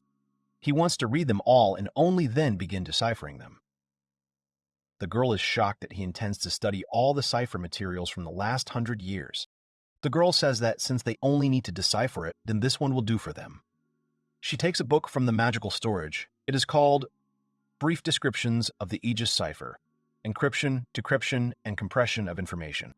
The book's author is unknown, and the publisher is the Royal Aegis University. Yuri says they don't know how this cipher came about, but it's very complex. No one has fully understood it for many years, and only the Royal Aegis University knows how to encrypt and decrypt it. Everything becomes clear to the main character. She tried to understand once, but she has too little knowledge and skills. Maybe she will succeed. Now they will find out about it. The protagonist begins to read the book and realizes that its text is very familiar to him. He rummages through his magical storage and thinks about where he put it. He compares two books, and the girl, shocked, asks if he wrote this book. The guy says that it turns out that yes, because they are absolutely identical. Yuri finds it funny. There were a lot of rumors around this book, but now he understands why its author is unknown. He simply did not indicate himself on most of his books. Iris asks the guy if it turns out that he can now decipher the documents, but he apologizes. His code is not so simple even for him, but it's worth a try. Then the protagonist activates the decryption spell, and something starts to happen to the scroll. The protagonist continues to hold the book in his hand, and the girl asks him if he succeeded, if he deciphered the document. Guy reports that he does not know. One should never be sure that he has deciphered the document completely. The sentences of the word are quite readable. He reports that there's a shelter marked below. Whether they were there the first time, Wooders reports that this is it. It is located where they were. Everyone is thinking about what he managed to decipher. He says that it seems so, but it wasn't a cipher, but rather information compression, and it was difficult to decipher even though no code was used. But to decipher this cipher, they need to key a special magic circle. Guy says a circle with 1,000,000 lines worked for the documents. He used an arithmetic magic circle. If combined with deciphering magic, it would take about 5 seconds. Yuri, shocked, asks him if he understands that no one alive today can do this. Iris says that she doesn't understand what they are talking about. The main thing is that the document has been deciphered and shows locations of the Brotherhood's hideouts, and they are reliable. Although he's more interested in something else. The Brotherhood's origins. That's what he wants to know most. The one he fought with. It says here that he's the 8th experiment in breeding a demigod, which means there are at least 7 more like him. They conduct various experiments on people to create a demigod. The first is soul change. He and Yuri fall under its description. It is the simplest, and it is carried out in every shelter of the Brotherhood. Since they have a map of all their shelters, she doesn't even know where to start. It turns out that their goal is to destroy all the shelters. But he'd like to destroy them all at once. Iris is shocked by this, and even though they're planning to get rid of them, he'd like to gather as much information as possible about the soul change and why they don't destroy them with magic. Guy says that in this case, chaos will reign. Other kingdoms will find out where the shot was fired from, and this will cause a series of wars. So it is better to destroy them one by one, and they will start from the place that he showed on the map, the coast of the Miles Kingdom. Whether it is a branch of Gears, they have their refuge nearby. Apparently, it is on an island, so there will be no need to worry about neighboring countries. It also says here that it is even bigger than their main shelter, which means there must be something interesting there. The protagonist suggests they set out as soon as possible, preferably now. But first they'll stop by the workshop. The girl is surprised that he has one. Reuters is interested in what is there. Whether there is an incredible amount of national treasure, a lot of bright sparkles. The main character says that he guessed correctly, and besides, they are already here. He wants to make weapons for both of them. After all, from this moment on they will have many battles. The girl is surprised that he will make it for them personally. They call him the best. The protagonist says that he would like to go straight to the Seraphim Society branch, but before doing so, he needs to prepare some things. First, they will head to the workshop. The girl thinks that he has his own workshop. Reader thinks that there are probably many items of national significance there. Iris thinks that it is full of treasures.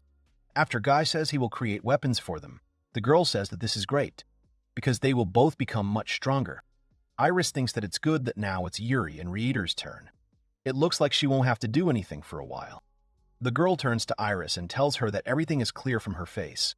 Reader says that in such moments, something dangerous usually happens. Iris agrees to leave immediately in this case. She offers to move them all again, but the protagonist remains silent. He asks everyone to stand. Iris is shocked by this, and Guy tells her that if Yuri and Reiter get new weapons and become stronger, then Iris? The girl suddenly tells him something she completely forgot. The guy asks her what she is talking about. The girl is confused and he asks what she forgot. The girl says that they agreed that she would study and keep her promises. The protagonist is surprised that she actually remembers this, but she is truly very sorry. She apologizes for destroying that strange mechanism with her sneezing. She remembers that situation. Guy says that it wasn't because of her sneezing. It was because the mechanism was aging. It just got out of control due to wear and tear. The girl is relieved to realize that she doesn't have to study. The main character looks at her in bewilderment and asks about the importance of control over magical power. The girl is shocked. He says that this time it was an accident. But what if her fire strike accidentally hits a comrade during the fight? Besides, she has great strength to begin with. So if she learns to control magic, she will significantly improve her abilities. Compared to how weaker people train to become stronger, it will be much easier for her. Yuri strokes the girl's head and tells her that Guy simply has high hopes for her. The girl reports that she understood, but she is confident that she can learn even as she tries. The main character asks her not to worry. He already has a plan. They need to change the location. The girl has a premonition that everything will be bad. They are in the garden at a table, and the protagonist is drinking tea, saying that, in his opinion, Iris knows too little about basic things. He tells her that what she probably means is that he doesn't have a huge amount of knowledge. But in his case, he spent about 100 years in research without contact with the outside world, so he's simply not up to date with the latest developments. And it's not that hard to correct that misunderstanding. Yuri wants to say something, and Guy asks her. She thinks that Guy lacks knowledge, not only because he does not know about the latest events. He asks if this is true. She tells him that he has a different perception of people. For Guy, it sounds abstract, but Reader laughs and understands her meaning. She says that, if we take an example, the elbow joint in humans bends only inward. However, Mr. Guy thinks that if he tries hard, he can bend it outward. The main character asks about that, but isn't that possible? It might hurt a little. He imagines breaking his elbow with magic. The girl says that this is not usually done. Iris says that it is a little painful. Guy says that they say that experienced spies can dislocate all the joints in their body. Yuri says that this goes beyond common sense. The girl thinks that it was this unconventional thinking that made Guy so strong, and there is something worthy of respect in this.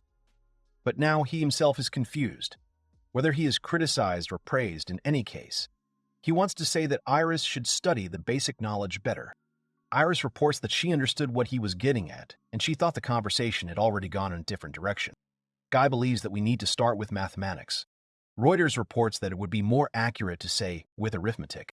The protagonist accepts his correction and informs him that there are several teachings that underlie magic, but the one most closely connected with it is arithmetic, and the protagonist creates a magic circle. The amount of magical power used to control magic, the output power obtained from this amount of magical power. Magic consists of countless interweaving of numbers. It is important to get used to the fact that you need to translate the amount of magical power into numbers. Yuril reports that she understands everything and finds it all very informative. Let's say a spell requires 50 units of magic power, and he uses only 40. In Iris's case, she adds and uses about 30, so the magic gets out of control. But in reality, she uses about 300, and suddenly the girl is shocked by their reasoning. Reiter cools the girl's head with ice water and tells Guy that he should slow down. Iris is already overloaded, and they haven't even started yet, starting from the very basics. The protagonist asks the girl if she knows numbers. The girl says that she knows. It's what is used to count food. She smiles. The protagonist asks her to solve it, and some kind of scroll appears in his hands. He unfolds the paper, and there is a math problem written on it. It is easy. But the girl is stupefied by it.